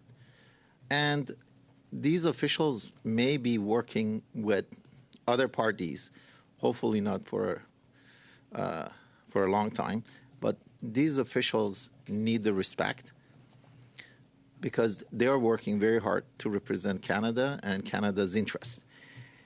Thank you. So on Canada's interest, I want to go to, I believe, Mr. Allen, Mr. Mark Allen. Before I talked about the frame, I frame our conversation, three themes, imperative, I think we got it. I think our closing of the last round was around policies that were followed, values that were value for money. A lot of documents are going to come. We're going to have the opportunity to look at those calculation, valuation, and decide whether it is. But I really want to talk about the third theme, which was the importance. We've talked about a number of times, and we've gone to an angle that says, hey, look, you know what? Probably we could have done serving it out of somewhere else. Now, can you give me a sense of how big this mission is from a point of dollar value for trade? We're debating whether it's 2 meetings or whether it's 1 meeting per every 2 weeks. But how important are these? I hear $200 billion. I hear representing 6 or 7 jurisdictions. Can you break it down for us how important the work that we're doing in this area is? Thank you. So Yes, this is one of 12 consulates general in the United States. This has a territory of 5 states: New York, New Jersey, Connecticut, and Delaware, and Pennsylvania. And the $200 billion is the two-way trade between Canada and the entire consular territory. It's a very influential part of the United States, the Eastern Seaboard. We mentioned it's the economic capital of the United States and a center for global financial markets. So the GDP of that entire area is $6 trillion. And as we say, the two-way trade between Canada and the territory is in the neighborhood of $200 billion. So for Canadians, I mean, the number we're talking about $200 billion of a $6 trillion opportunity. Can you give me what's the Canada's I think GDP in perspective? Well, I can tell you that the entire trade between Canada and the United States is in the neighborhood of $3 billion each and every day.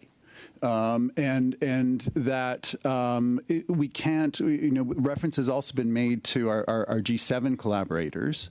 And I would say that it's not just because we're the United States' friend and neighbor that they trade with us. We're actually economic competitors of many of those G7 countries, UK, France, Germany. And so we need constantly to maintain these relationships, and our presence and our network is very much about being constantly in the orbit of U.S. decision makers in order to maintain our share of that important global trade. Thanks. So with 20 seconds to go, I'll ask a final question. Do you think an investment of $9 million with a net saving of 7.4 over 50 years is justified to be able to facilitate, and I don't use any other word, facilitate the trade and the $200 billion opportunity in a $6 trillion market? Mr. Shoari has left you enough time for a yes or no question. Not even that. Personal opinion, but it's about value for money, and I hope to have demonstrated the importance of this market to Canadians. Thank you, Mr. Chair, for your... Mr. Allen. Mrs. Vignola, please, for 2.5. Merci beaucoup, Monsieur. Thank you very much, Mr. Chair. We've heard it mentioned that it would seem to be a bit peculiar to rent an apartment for the Consul General, but I'd like to know more about rentals. In New York, Global Affairs owns property, but it also has rentals. It leases properties. So how does that work? Is that simply a stipend that is given to diplomats and they're told, handle it yourself? Or is it rather diplomats who send the cost of these rentals to Global Affairs? How does it work? Thank you, Mr. Chair. Unfortunately, my expertise is rather in the real estate area. I'm not sure about rentals. I'll ask Mr. Dubois to give us more information on this. This is a good question. Housing abroad is managed by a number of different models. There are different models to give housing to staff. You can either the government can own property and then allow staff to live in it.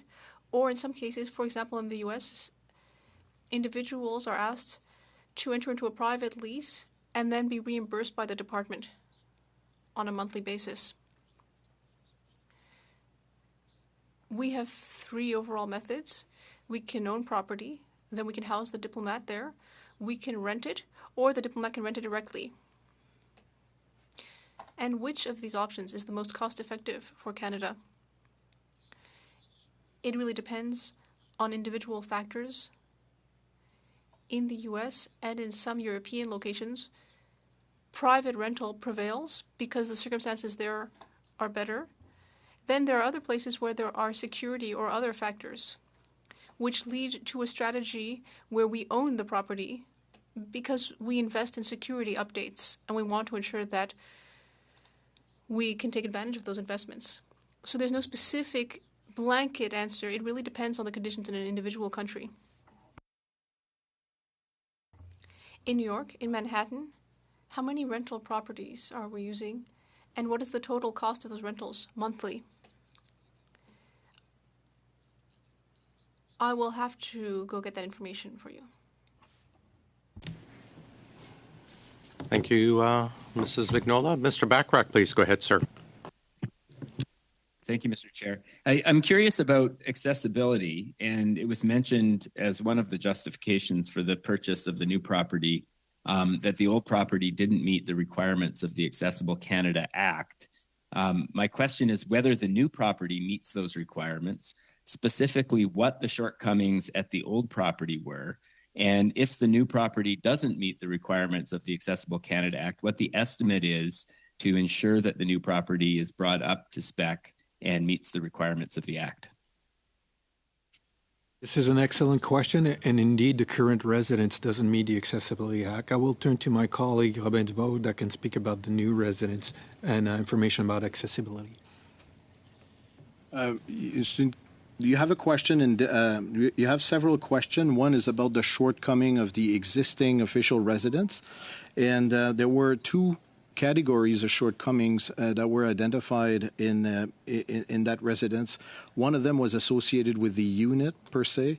If I want to be more accurate, is the accessible bathroom were not available in the unit, and I know that there were also base building conditions that prevented full accessibility. So there are those issues are not found in the same way in the new residence, and now we can say that this new residence that we acquired is accessible. Does the new residence meet the requirements of the Accessible Canada Act, since the Act was referenced in terms of the shortcomings of the old residence? That's my understanding. Okay. Thank you, Mr. Chair. Go ahead. I want to circle back on Minister Melanie Joly's involvement in this latest Justin Trudeau scandal. We heard through you, Mr. Cousineau, that you notified her chief of staff sometime in June. You're going to give us the exact date. What I didn't hear is the actual date of the closing of the new unit. Presumably, real estate closes at the end of the month. Is it safe to say this occurred at the end of June of 2024? Mr. Chair, if you bear with me, I'm just want to make sure that I have like the information right in front of my eyes. The transaction approval, the payment and the transaction was towards the end of June 2024. Yeah. But Melanie Joly's office was notified much earlier than the actual sale, correct? Mr. Chair, as part of our process and communication, yes, we had communicated at the end. And to your knowledge, you only communicated with the chief of staff. I'd like you to table the correspondence that you sent to the chief of staff. Will you do that, sir? Mr. Chair, I'm not sure if there's correspondence. Well, you pick up the phone and say, hey, by the way, we just purchased a $9 million condo on Billionaires Row. Is that what you did? Mr. Chair, surely again, there must be something that's official. Mr. Chair, I want to reiterate, we follow our delegation authority, supported by expertise and a team. How did you communicate, sir? It's a simple question. Our team actually has been communicated with the Minister's office. How did you communicate? Snail mail, email, telephone call? What did you do? Mr. Chair, I could confirm and verify how the communication was done with their Fine. It's absolutely ridiculous that you can't tell me how you communicate with your own ministry. That's absolutely ludicrous. Now, I think Canadians want to know why there's been such a deafening silence from the minister herself, knowing that we've got a housing crisis, an affordability crisis, 9 years of Justin Trudeau's spendthrift and irresponsible government, and crickets from the minister with respect to a $9 million condo for Justin Trudeau's buddy, who once asked him, what kind of shampoo do you use? As ridiculous as, look, why hasn't she communicated to the public about this particular purchase? Mr. Chair, we follow delegation authority, and I wouldn't want to speak on behalf of the minister. I think that question should be more appropriate for Minister herself. Thank you. Okay, let's talk about the property itself. It's listed. An elegant entry foyer with white Makuba stone floors, stunning powder room finished in jewel onyx, custom smoke gray floors, an Italian white Venato marble in one of the bathrooms, a freestanding copper soaking tub handcrafted by William Holland, custom bronze fixtures by Mr. Gurin. We talk about a kitchen equipped with a wet bar, Cristallo gold quartz-right countertops, custom handcrafted cabinetry, a full suite of Gaggenau appliances. Gaggenau, the most expensive appliance maker in the world, a refrigerator, an oven, a Gaggenau oven costs $19,000. So I guess shopping at our local Leon's or the Brick wasn't an option for the Canadian taxpayers. But, I'm wondering why you had to have all of these features. I'm referencing your statement. When you talk about the old unit, last refurbished in '82, the apartment does not meet new building codes nor standards. So what I just described to you as luxurious pieces, are these GAC standards, or more frankly, are they Tom Clark's standards? Can you answer that question, sir? Mr. Chair, I'd like to just reiterate Mr. Clark didn't have any influence in the selection and approval of this new condo. The feature that we just described are not part of our what I would call space requirements. And that, we don't look at that kind of feature.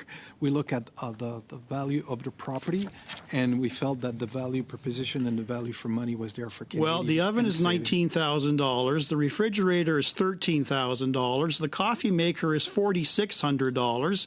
The freezer is $11,000. The dishwasher is $6,000. How on earth is that value for the Canadian taxpayer? Mr. Chair, once Just again, a very brief answer, please. Once again, Mr. Chair, that's not part of the space requirements that we do when we do the actual evaluation of a new property, and I'll leave it at that. Right. Thanks. We're going to go now over to you, Ms. Atwin. Please go ahead, please, for 5. Thank you, Mr. Chair. And I'm just going to begin my questions this round by also, saying the way that we present ourselves as parliamentarians should be front of mind. Canadians are watching this. I think that the public servants that have come before us today to share what they know, they've been open, they've been transparent, they've been honest with us. So I really take offense to the characterization of anyone who's come before us today as not being as truthful as they possibly can. And I just think we need to be really careful again at how we conduct our meetings. It's been a bit of a trend here, unfortunately, that our public servants have kind of been raked over the coals. And as we know in the past, this has actually led to threats being made against them or, social media campaigns. And so I really would caution all of us to be careful that this doesn't happen again. So I do have a question. Mr. Cousineau, you mentioned about the consul serving 300,000 Canadians in the area. What kind of services do citizens actually receive at the residence? Mr. Chair, thank you very much for the question. It's an excellent one. I can tell you that consul is one of our busiest missions that we have in the world. And I'll turn to my dear colleague, Mark Aylan, to respond on the operation. Yeah, with respect to services that the consulate provides directly to citizens, the committee will be aware of a number of incidents that have happened in New York's territory over the last year. There was a tour bus that crashed in upstate New York involving Canadians. A plane went down. People will remember the explosion at the Rainbow Bridge. Last November. And when these things happen, it's very important that the consulate has very close ties with local authorities. And in this case, with the governor's office, for example, with respect to the explosion at the Rainbow Bridge.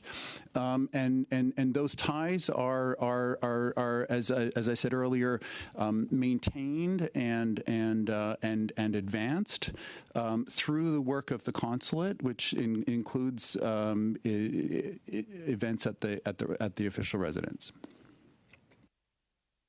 Great. Well, thank you very much. And I guess more generally, just kind of considering all the testimony we've heard today and yesterday previously.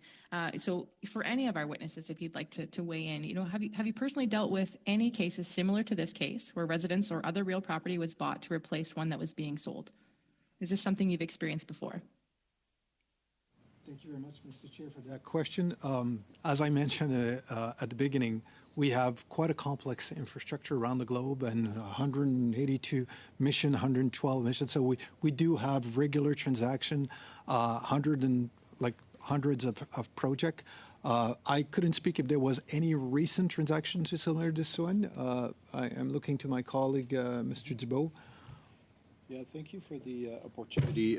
Yes, as Mr. Cousineau was saying, with the amount of properties that we have abroad, we have experience in transactions of either selling or purchasing or replacing assets. Would that be chanceries, official residences, or staff quarters? Of course, we don't replace official residences as often as staff quarters, but we do have experience over the past few years of those transactions. And do you remember similar committee studies, or can you think of previous inquiries of this nature? Call any study as of this one. Okay. And just in general, again, as far as anything with regards to this purchase, to the decisions that were made, was all policy followed? Mr. Chair, thank you very much for the question. I'm going to reiterate that all the policies were followed. It was a smart acquisition, and it was well documented and exempt from any influence. Thank you. And do you have any concerns at all about how this process unfolded, or anything that's transpired with regards to this conversation? Thank you very much for the question. Indeed, I'm very proud of the work that's been done by our people, the recommendation that they provided, and the due diligence that they've been followed, providing a value for money for Canadians as we move forward with this initiative. Thank you. Thank you. And just with my remaining couple of seconds here, I'd just like to ask, in general, again, I know you've been interrupted a bit. There's been some time, taken away from your responses. If there's anything at all you'd like to add, please do so. Thank you very much, Mr. Chair. In 10 seconds. Thank you very much, Mr. Chair. Once again, I think this is a very smart investment. We're very proud of the work that's done and this new acquisition that we'll do. When we look at other countries such as Danesh, that's not even part of the G7. They are in Manhattan and they've paid like $9 million. If we compare to the G7, I think we're well positioned. Thank you very much. Thanks, Mr. Cousineau. Mr. Genuis, back to you, please, sir.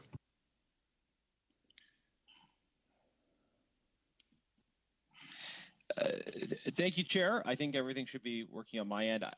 I think one thing that's come clearly through the Liberal line here is that they believe that investing in Canada means investing in luxury for a few well-connected officials.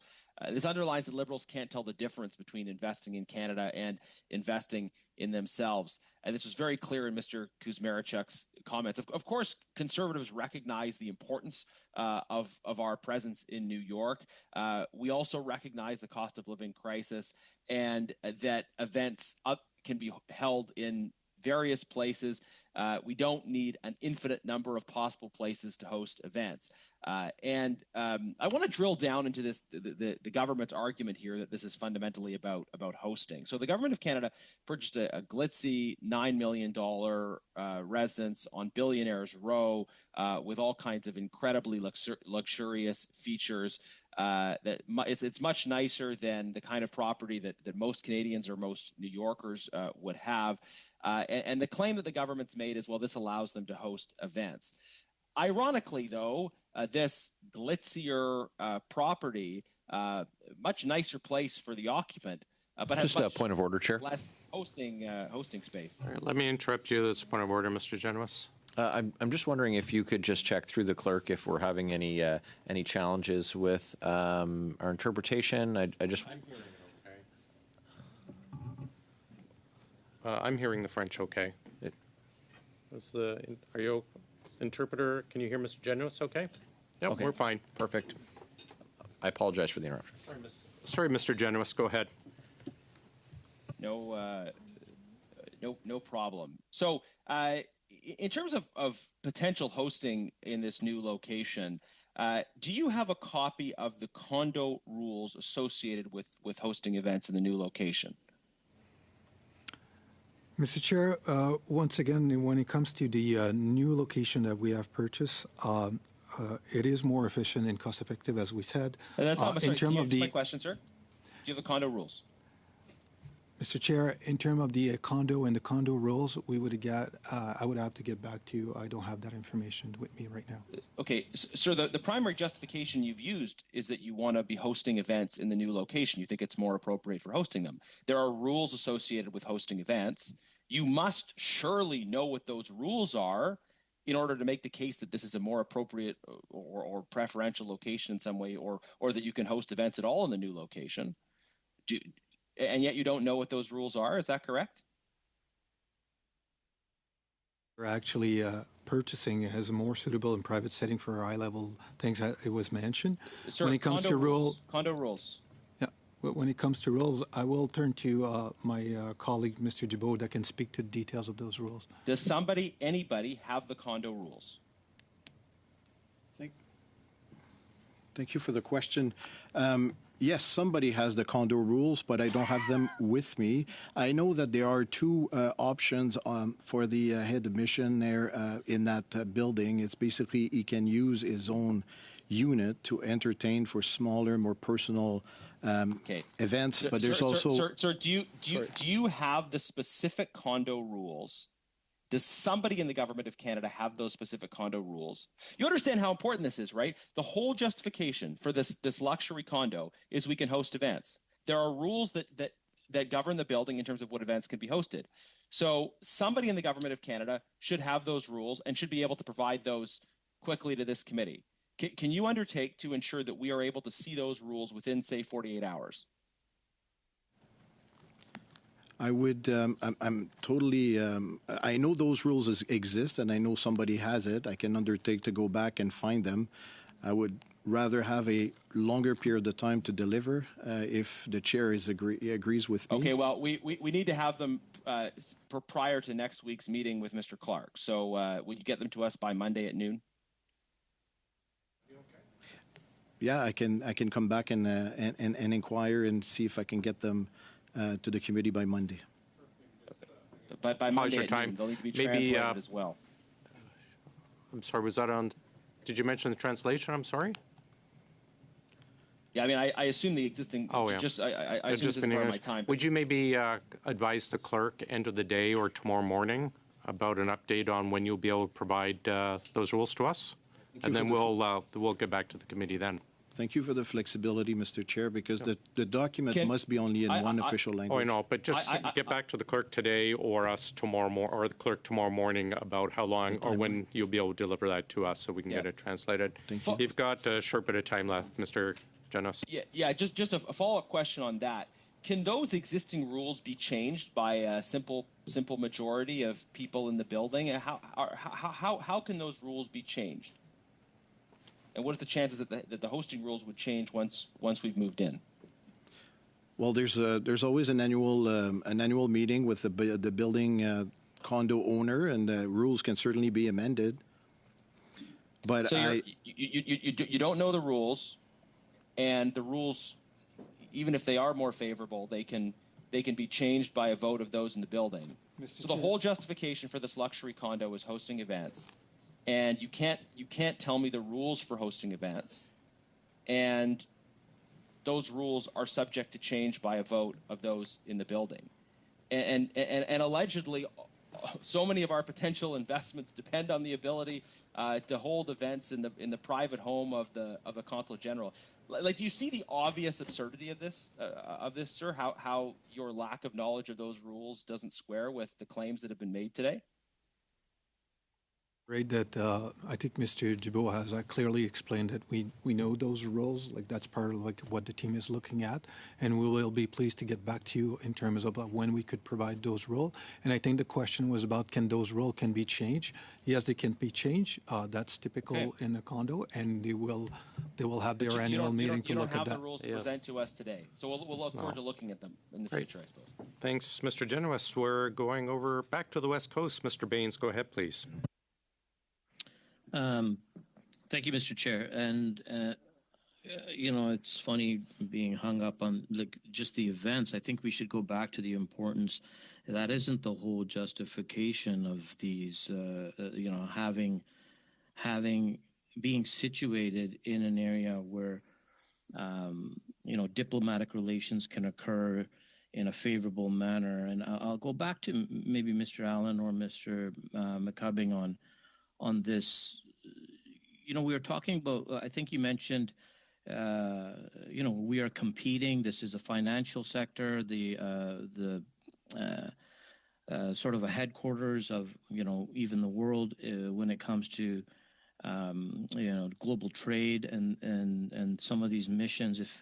If you look at, the importance of being situated, if we even look at Vancouver, for example, many of the consul offices, many of the consul residences are located in and around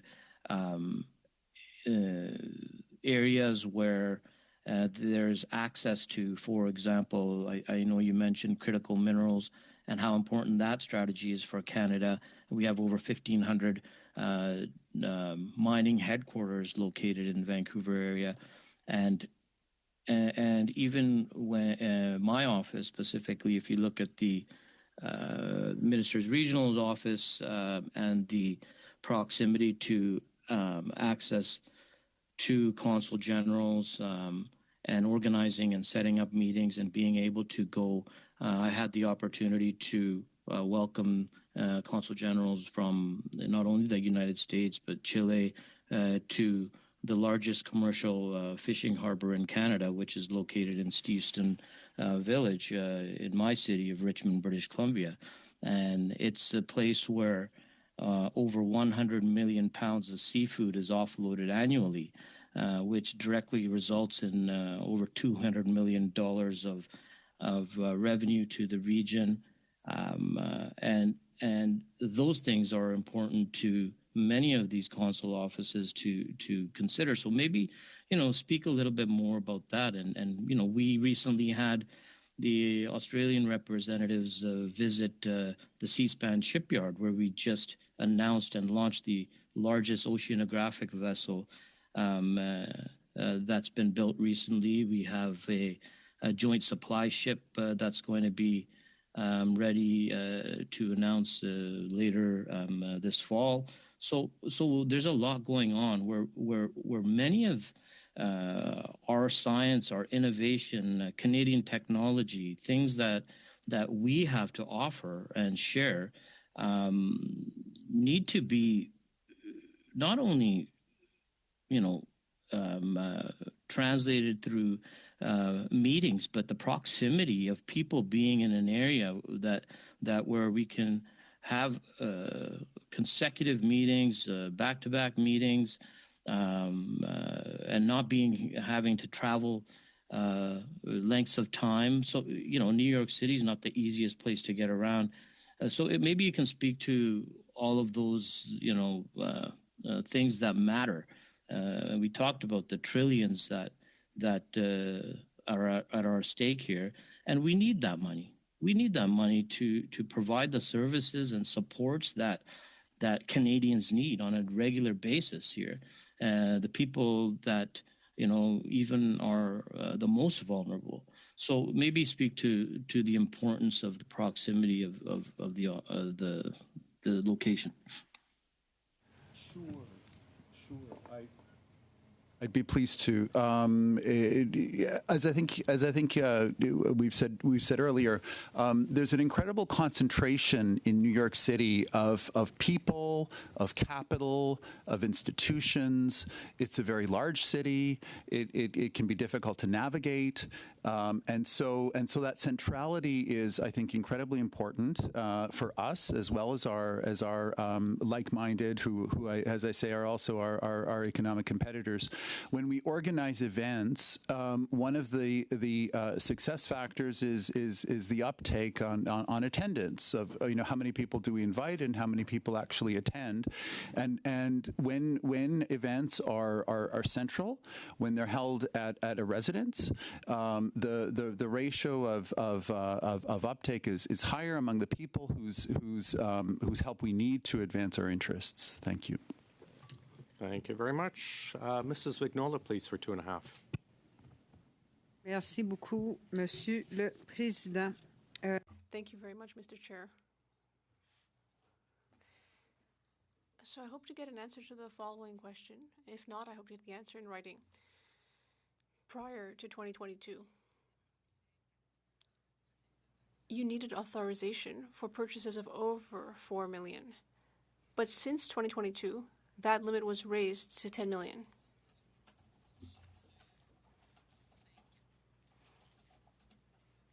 So let's take the 5-year period between 2017 and 2022. How often did GAC have to ask for this type of authorization to purchase or build a residence? Thank you, Chair. I will turn to my colleague, Shirley Carruthers, who is responsible for finances. I can tell you is that between 2016 and 2021, the department actually had to go to Treasury Board Secretariat a total of 44 times in order to get transaction authorities to go forward with different transactions. So whether that be to enter into a lease transaction and or to purchase a building. Thank you. OK. Et est-ce que ce nombre de fois And those times, those 44 times, was that greater than what was being done previously, let's say between 2011 and 2016? Or is it approximately equivalent? How does it compare? I'm sorry, but I don't have that information with me, and I was unable to locate that information prior to coming to this committee. However, I can go back to the department and see if I can locate that information. Mr. Bachrach, go ahead, please. Thank you, Mr. Chair. I'm interested in Global Affairs' evaluation of risk surrounding this transaction, and perhaps our witnesses could describe, what Global Affairs saw as the greatest risk involved in this particular transaction, the purchase of the new apartment, and more generally, what the various risks that were evaluated as part of the decision-making process were. Thank you very much for this question. Indeed, risk is an important element that we look at our process and what's included in our framework, as I said before. When it comes to risk and part of the details of those risks, I will turn to my colleague, Mr. Dubois, to talk about those. Thank you. The business case that we build for those purchases is cover multiple angles, and one of them is absolutely the risks associated with the transaction. And there are different there's different risk associated with those transactions. Of course, the risk associated with the timing of it. There's also risk with the assumption that we make when we do the financial evaluation. As the transaction progress, we get more known information, more than estimation, so that makes it a bit more secure. There's also the assessment of the asset condition that is a risk when we do this kind of transaction. There's a financial risk with currency fluctuation as well, because we're paying in U.S. dollars, so we want to take that into consideration. There's market availability, and so that would be part of the of all of the risks that are part of the option analysis and the business case that we've put together. Is the risk around the future value of the real estate? I know in this particular building and in Steinway Tower in particular, we saw we've seen really significant decreases in the asking price for units. More than 20% of the units in the building have never sold. The vacancy rate is estimated to be around 50%. And the project's lender has written off debt due to not being able to secure returns. I'm just wondering what the evaluation of risk when it comes to the future value of the property was in the opinion of Global Affairs. I'm afraid there hasn't been time left over for an answer, but Mr. Bachrach, you'll have one more round after this, so perhaps we can get to it then. Mr. Barrett, go ahead, please, for 5. Okay, my question is for the Deputy Consul General, Mr. McCubing.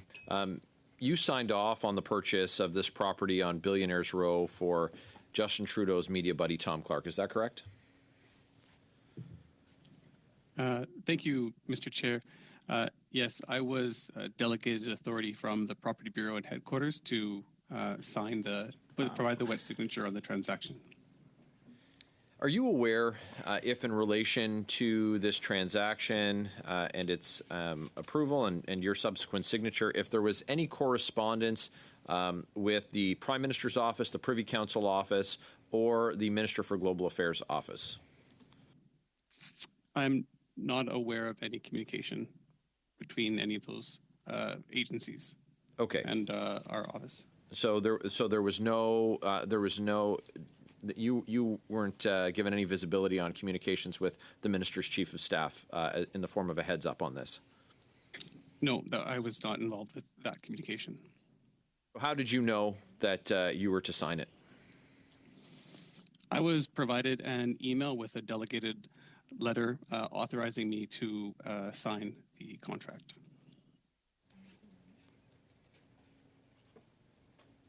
And who was the email from? It was from my colleagues in the Property Bureau, the Director General in charge of real property. Okay. Was Mr. Clark informed of that a decision had been taken to pivot from a renovation to a property purchase? Mr. Clark was aware that there was a process ongoing to find a new official residence. Did Mr. Clark ever opine, or are you aware of him ever offering any opinion on the suitability of the residence that's to be disposed of? Sorry, pardon me, Mr. Chair. Mr. Clark never opined to me about the disposal of the current residence. So, and further to my question, did he ever speak about the suitability or his comfort at the residence that's being sold? Mr. Chair, Mr. Clark never shared with me his thoughts on the suitability of the current residence. But you weren't. Are you aware of him expressing any opinion on it? I am not personally aware of Mr. Clark having shared any opinion on the current residence. And was he read in on any of the options for the now purchased residence or during that process? No, Mr. Clark was not aware of any of the options and was not part of the process to look at any of the options. Are you familiar with the space that's shared by your office and the ambassador to the United Nations? Yes, I'm familiar with the Chancery building and the shared space. Is it your opinion that that's a suitable place to hold meetings with trade officials and dignitaries? We have, thank you, Mr. Chair. Yes, we've host many different types of meetings at the shared space at the Chancery. What's the highest level of dignitary or the highest individual in the order of precedence who has been party to a meeting in that space? We have had meetings with ministers, not part of the consulate work, but the Prime Minister has had meetings in this office. Okay. Have you had any ambassadors there? Not on the Consulate General side, so I couldn't speak to that, but I understand on the United Nations side. Are you aware in the shared space of there being any ambassadors participating in meetings there? In the shared space, I understand that ambassadors on the United Nations side participate in meetings. Yeah, so I just find it very interesting, about the value, and we're going to run short on time here, but I just really like to know about the added value that Canadians who are working who are working in Victoria by the Sea, Prince Edward Island, or in Victoria, British Columbia, or in Windsor or Toronto, or in Sudbury or Sault Ste. Marie, who are struggling to pay their bills. What added value do they get for this? When we have a meeting space, we're told that we need this new $9 million residence for Tom Clark, Justin Trudeau's buddy on Billionaire Row, because the meeting space was insufficient. But the space that you have has hosted prime ministers, ambassadors, and all order of people. What's the added value for Canadians who can't pay their rent, and for the 1 in 4 Canadians who are going to food banks? I'm afraid there's no time for a response. Mr. Longfield, we'll go over to you, please, for 5. Thank you, Chair, and thank you to the witnesses for providing such detailed information to us and for helping us with our responsibilities as members of Parliament. As a member of Parliament, I've used a few councillor offices in Ottawa, and many Canadians won't know the purpose of councillor offices, and I could speak to what maybe part of my experience with councillor offices, and then maybe Mr. Allen can help fill in on how this could benefit Canadians. Previous to being a member of Parliament, I was managing director of a United Kingdom company in Canada. And when I was elected, I went to the UK Council to meet with him at the residence with other MPs to talk about the trade relationship we have between the UK and Canada, one of our most important trading partners. And I've been to the councillor office for the Netherlands, where they have expertise in clean technology, and Guelph is quite involved with climate change initiatives, clean technology companies. And to know that we have a route to the Netherlands through Ottawa, through the councillor office that's on the ground here. I'm also picturing the American elected officials using councillor offices in the same way to have a route into potential trade partners for their constituents. Maybe, Mr. Allen, could you talk about how elected officials in the United States might benefit from this New York location? And given the NAFTA negotiations that we've just gone through and will be going through again soon, changes in government, changes in political climate, trying to add to business stability by face-to-face communications, could you maybe comment on the significant strategic importance of having on-the-ground councillor services for elected officials to use? Absolutely. So our network of missions abroad really represent the totality of Canadian interests in each of the cities and regions where they're located. So we've talked about the trade and investment side of that, the public affairs side of that, the consular services side of that.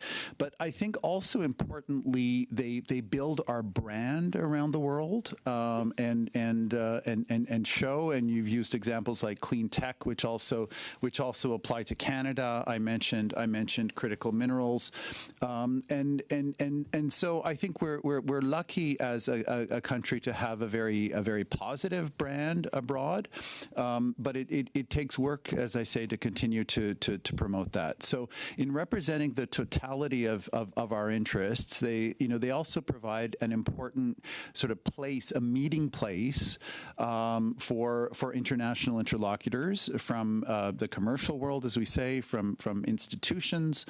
And really, I think there, despite the networked world that we are increasingly living in, there's absolutely no substitute for that face-to-face communication, which is really the business of diplomacy. Thank you. Thank you. And I mean, social media is what it is. I mean, email communications, even me attending not in person, creates a distance between me and the people that we're talking to. It's second best to face-to-face. I'm looking at Canada's exports of goods and services. Our exports increased 4.4% in June. Imports rose 1.8% in June. So our balance of trade did quite well in June, and I think we've shown over the past several months an increase in our exports to international partners. when I'm working with the small businesses in Guelph, last week I was at a wheelchair manufacturer in Guelph, and I said, have you considered our trade services and use Canada Business app so that you could get in touch with our trade services, because you could export these goods, not just serving our local and the Canadian community, but you've got world-class products here. So small businesses need those connections either through the Canada Business app, but the face-to-face that our offices can provide. Could you maybe comment on any of the face-to-face opportunities that you've witnessed at this office in New York? Absolutely. So our trade commissioner service, who are based in our overseas platform, including in New York, are directly responsible for opening doors on behalf of Canadian exporters and providing critical market intelligence to help them really seal deals in economies all around the world, and including in New York. I also mentioned the investment attraction kind of raison d'être. I apologize, Mr. Allen, but I did not leave you much time to answer. Okay. But Thank you, Mr. Allen. You're more than Thank you, welcome to perhaps finish it in writing to committee. I think it'd be appreciated. Mrs. Vignola, please go ahead. Merci beaucoup. Thank you very much.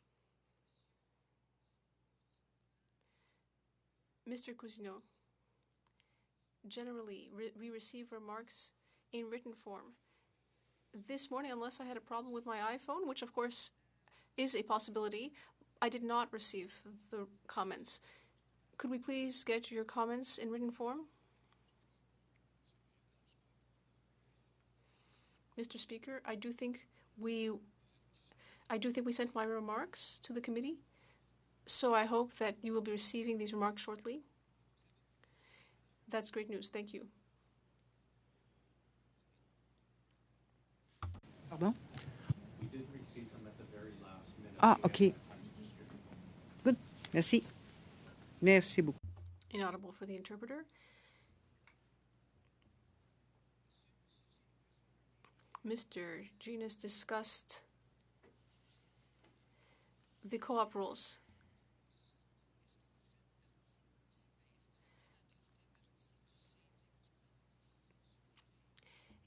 Is the Government of Canada part of the board that makes decisions about the co-op in the Steinway? Yes. Canada is represented because we now have presence in that building. Thank you. That's it for now. Thank you, Mrs. Vignola. Mr. Bachrach, please. Thank you, Mr. Chair. I'll pick up where I left off in the last round with the question around risk associated with the future value of the property and whether Global Affairs took note of some of the challenges the developers had selling units in the associated building that the annex is attached to, and just what their evaluation was of risk associated with future valuation of the property. Thank you very much for the questions. As mentioned in the beginning, we got a professional appraisal on this from PSPC, which is part of the process. And also we have leveraged the private sector real agent that have been actually helping us to identify what the market was all about and the current state of that market on which the price was established. So we believe that with these two elements, we have mitigated the risk as we move forward. Thank you. Okay. Was the risk assessed as being low in terms of future value of the property? I understand that information is in the very lengthy appraisal that the committee's been provided with. But in brief, does Global Affairs feel that, from an investment perspective, that this is a solid investment that's going to appreciate over time, or are there risks that Canadians should be concerned about? Mr. Chair, thank you very much for the question. Given the value money we're looking for, that's a really important one, and I'll turn to Mr. Dubois to respond to the question. Thank you. Thank you, Mr. Chair. Sorry, I'm losing my voice. One of the risks is always associated with the financials, and that one of the variables that we have identified in the business process in the development of the business case does not materialize the way we anticipated that it would be. Our cost estimators are really prudent in not assuming that the market appreciation would be too high on that unit. But the facts that we have are two things. Is we know that on the old properties that we're selling, the market has given us a significant return on investment over the years, about 10% or more. And we anticipate that in the long run, the Manhattan market will give us a good investment moving forward, and that's supported by our real estate broker opinions. Thanks very much, Mr. Bachrach. We'll finish up with Mr. Brock and then Mr. Kuzmierczak. Thank you. I have a number of odds and end questions, some loose ends based on what we've discussed over the last almost 3 hours.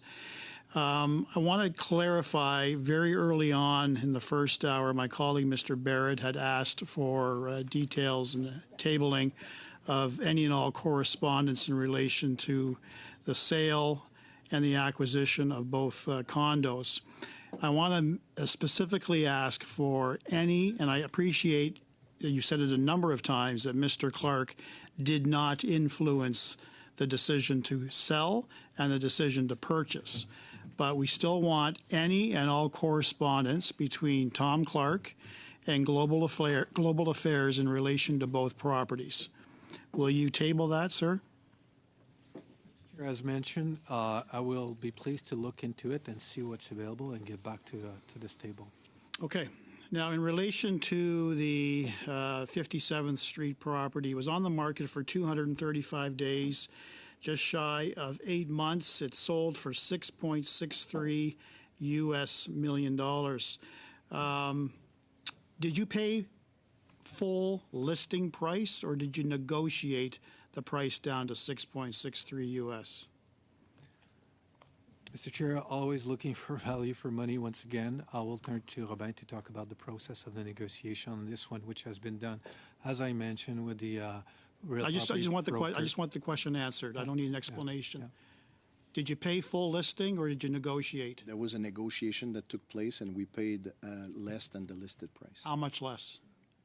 I think it's in the document that was shared with you, and it's $6.5 million US. Right, but how much from the listing price to the selling price? What was the difference? It was listed at, I don't remember exactly, but I think it was 6.89 million. 6.89, and you bought for 6.63. 6.5. 6.5 million we paid. Okay, so US. roughly what, $400,000? Yes. Okay. And with respect to the renovation costs on Park Avenue, how many bids did you receive from Global Affairs? The renovation was assessed by our quantity surveyors, that are the professionals that basically assess the work that needs to be done based on plans done by architects. And we never went to market for those renovations because we worked with those numbers. Why wouldn't you go to market to get the best value? Is when we got the information that it was up now to 2.6 million, we wanted to change the approach and look at all of the options. Well, that's based on your internal numbers, though. Why would you not go market to see whether or not it would be a more feasible option by trying to find the best renovation cost possible? Again, to save the taxpayer further money. Why wasn't that an option? Well, the quantity surveyor are very good at assessing the cost of a project. So when we saw that the costs were escalating, is that what you do for all your official residences? In terms of renovation costs? We do. You don't look for best value? We look for best value. We use quantity surveyors first to get an appreciation of how much money it's going to cost. Okay, let's move on. You talked about that it was not, the old property was not accessible. Can you explain, and I think you did, that one of the washrooms had to be accessible? I truly understand that. Those are Canadian codes. But what was done specifically with the new property to make that accessible? Well, I understand that the floor plan was looked at, and then it was determined that the options exist there for an accessible bathroom to be. Okay, and that's being installed as we speak, because Mr. Clark is not in that residence right now, correct? No, he's not there, and I don't think we need to renovate. I think that the bathroom is readily available and accessible as it is. Okay, so you don't need to put any additional devices on the walls to make it even more accessible? It's just the ability to use a wheelchair to get into the washroom? Is that what you mean by accessible? That's, yes. The width of the door was more accessible at the new location versus the old location? Yes, And you couldn't renovate the existing entranceway to a washroom? There was like 7 washrooms in the old location. You couldn't just tear out the door and make it accessible? Was that discussed? Sorry, we're talking about the old property, Chancery. Park Avenue. Well, that was part of the renovation projects that we looked at. It was to make it accessible. Okay, and you also mentioned that, Real brief, and I had Mr. asked you questions about property taxes, monthly property taxes, and I explained to you that you are lying to Canadians when you say the new property has less carrying costs than the old, and I pointed that out to you. But then I also heard in reference to a Liberal colleague asking you questions that you are tax exempt pursuant to the Vienna Convention. Can you explain that, please? We're out of time, but can you provide a very brief answer? Absolutely, and very quickly, the new property is definitely cheaper because of that. We will be tax exempt on the new condo because of that Vienna Convention, absolutely. Please.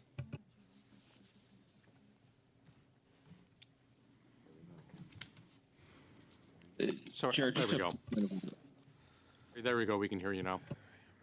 Chair, just a quick point of order.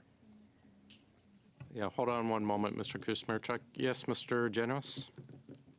Thank you, Chair. Just I want to, at the end of my first round, I asked a number of specific questions, which you said the witness can follow up on in writing. I don't know that that was clarified, but I did just want to clarify, since we're towards the end here, that I would like a response in writing to my questions regarding various transfer taxes, mansion tax, etc., whether they apply and what the amounts would be. So just want to clarify that I do want the response in writing to that to be provided to the committee as you had suggested. Thank you. Thank you, Mr. Genos. Mr. Kusmirchuk, starting clock, please go ahead, sir.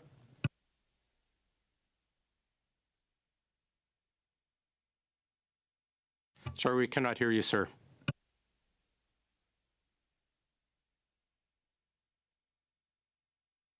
I'm afraid we still have no volume, Mr. Kusmirchuk.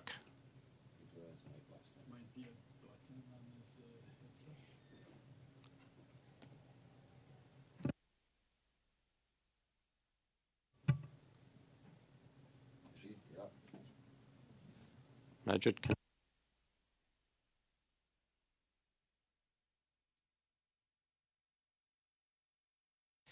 Mr. Kusmirchuk. Can you hear me now? Yeah, there we go. Through now? Okay, Perfect. Go ahead, sir. And your time is up. Yeah, go ahead, please. We'll start at 5 minutes, please. Thank you, Chair. Mr. Cousineau, I wanted to ask you how long you have been in the federal public service for. Mr. Chair, thank you for the question. I think my gray hair reflects that I've been in the public service for 30 years. For 30 years. So pretty much your entire adult life you've been in the federal public service serving this country. Is that correct, sir? Give or take, yes, absolutely. Sir, I wanted to say thank you for your service to this country. And I wanted to say thank you to all the public servants that serve our country with commitment and dedication and integrity and grace. And I say that, sir, because I did not appreciate some of the comments by my conservative colleagues that impugn your integrity. And I wanted to just simply go on record and to say that I thought that some of the comments by my conservative colleagues were beneath this committee. They were disrespectful and they were undignified. And I wanted to tell you, sir, I appreciate your decades of service to this country. And I thank you for that. You mentioned that this process was free of any political involvement.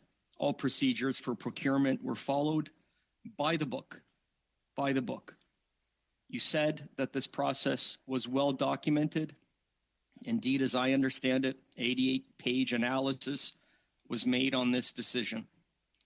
All the angles were looked at to make sure that Canadians got the best value for money. You used the word diligent, visited 21 properties, were visited and looked at, value anywhere between $8 million and $21 million, made sure that Canadians, when we did make that decision, it was on the lower end of that scale, close to the lowest, if not the lowest end in terms of the cost. You used the word smart for this investment, and indeed, saving taxpayers $3 million of renovations for the old property, saving taxpayers 50% in monthly costs, 50% in monthly costs, saving taxpayers in this, actually getting a return on investment of that property, because the old property, you'll be able to sell it for more money. You'll actually put $4 million back in the bank of Canadian taxpayers. Smart. The new apartment is also more accessible than the old apartment, and it is more functional. There's a value add. You're going to be able to host more meetings, important meetings in that space. Meetings that are incredibly vital, especially to border communities like mine. $1 trillion of trade, a third of that goes through my border in Windsor-Tecumseh. 90%, sir, of what we manufacture is exported to the United States. 90% of what we grow, the farmers grow in my community, gets exported to the United States. And so I value the vital mission of the head of mission and the consulate in New York. It's an important part of the prosperity. The work that you do is important to the prosperity of my community and border communities like ours in Windsor-Tecumseh. And so I just wanted to say thank you, sir, for your service, for your decades of service to this country. I thank you for your integrity. I thank you for coming here, answering our questions, providing us an insight into how the real property procurement process is managed. I thank you for the good work, for the smart investment. I do wish you good luck in the next round of negotiations with our American friends and partners when we do renegotiate important trade agreements like NAFTA. We know how important it is in Windsor-Tecumseh. We know that it set the table for $50 billion of investment in manufacturing in southwestern Ontario. $50 billion. We were able to revive manufacturing in southwestern Ontario. Billions invested in Windsor, the battery plant, billions in St. Thomas, billions in Alliston, billions in across the board. And that was because of the good work that we were able to do, in large part because of our trade missions. Complete revitalization, revival of the manufacturing and automotive sector in southwestern Ontario. The work that you do, sir, is important. It's vital. We appreciate it. We want to make sure that you have all the resources that you need to compete and to be able to deliver for Canadians not only good value, good jobs, good investments. And I thank you, sir, for being here today. Almost perfect timing, Mr. Kuzmierczuk. Thanks very much. Witnesses, just real quickly, we passed a motion in this committee that any documents requested, unless a date is set, are required within 21 days, calendar days. So I appreciate if you could follow that. I just have a couple quick questions, if you do not mind. The issue of the accessibility has come up several times, and I know it came in the notes as one of the justifications to purchase a new apartment. It also came up commentary of several hundred buildings we own or residences we own around the world. Would you provide back in writing within 21 days how many other offices or residences are being sold or renovated because of the accessibility rules that you've stated as justification for the New York purchase? And Ms. Carruthers, you didn't get much chance to talk today, so I'm going to give you an opportunity. In the vote 5 from last year's or this year's main estimates, there was $182.5 million for capital. Was the purchase for this property in that 182? So was it part of the SUPE or the main estimates? for the question, Mr. Chair. In part of our $182 million in budget in Vote 5, we would have our regular budget, which would consist of about $69 million. That funding would be allocated to our real property colleagues. And as part of our Right, but was there departmental- specific, was it part of, because you have to justify Yeah.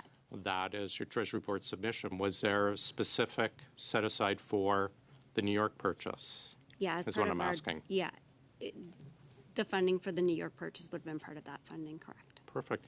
And the sale, will that go back into general revenues and then requested be repurposed for other purposes? That's correct. When the residence is sold, that funding will go back into the fiscal framework, and our department will have the opportunity to access that funding through the main estimates. Is there intent to access that through the next SUPs? That we currently have about $215 million that's available within our proceeds of sale within the fiscal framework. And so once the funding that we currently have in the fiscal framework is actually depleted, then of course we would go back in and request for further funding. For the last or this year's mains, would you be able to provide to the committee then? Like you mentioned that there was a request, so a Treasury Board submission for the money for the New York purchase. Would you be able to provide to us the other submissions that make up that $182.5 million from the Vote 5? What we would be able to do perhaps is to provide to you our departmental plans that would list how we are projecting to spend I've read that the funding. departmental plans. There's not the information in there. Can you provide for the Vote 5 the justification that you would have presented to the Treasury Board? We didn't for the provide a 82? specific justification to the Treasury Just Board a for random that lump funding. sum? Well, it would be part of our overall planning in terms of that at the beginning of the fiscal year. Why don't we settle on any of the documents you might have or any of the numbers you have to justify the 182.5? We can certainly do that. I appreciate that. And yeah, and just one last request. We were asking, I'm sure you watched yesterday's meeting, we were asking for the appraisal and we got bogged down. Could you let us know, perhaps in writing, how many people have access to that appraisal outside of, within, and also outside of the government as well? If real estate agents, because PSBC mentioned real estate agents and a few other may have access to that appraisal. I'd just like to figure out who has it. Ms. Block? Just real quickly, point of order, Chair. I just want to ensure, because of some of the conversation that went on after I asked for the tabling with the committee, the list of the events together with the purpose of the events, the number of attendees, and the dates, if that was agreed to. I saw nods when it was requested. We're Okay. clear what we're looking for? Information that we could Fantastic. provide in the Thank you. period that you've asked. Thank you. Witnesses here today, thank you very much. Mr. McCubbing from New York, thanks very much for joining us. We are adjourned. We'll see everyone. Oh, I apologize. Thank you, Vice Chair. Everyone received a copy of the budget for these three meetings. Can we just have, as usual, we won't spend all of that, but we have to put in a total. We're in agreement. Mr. Joari, thank you very much for reminding me. I got carried away with the estimates. I know, I Surprise. noticed that. We are adjourned. Thank you.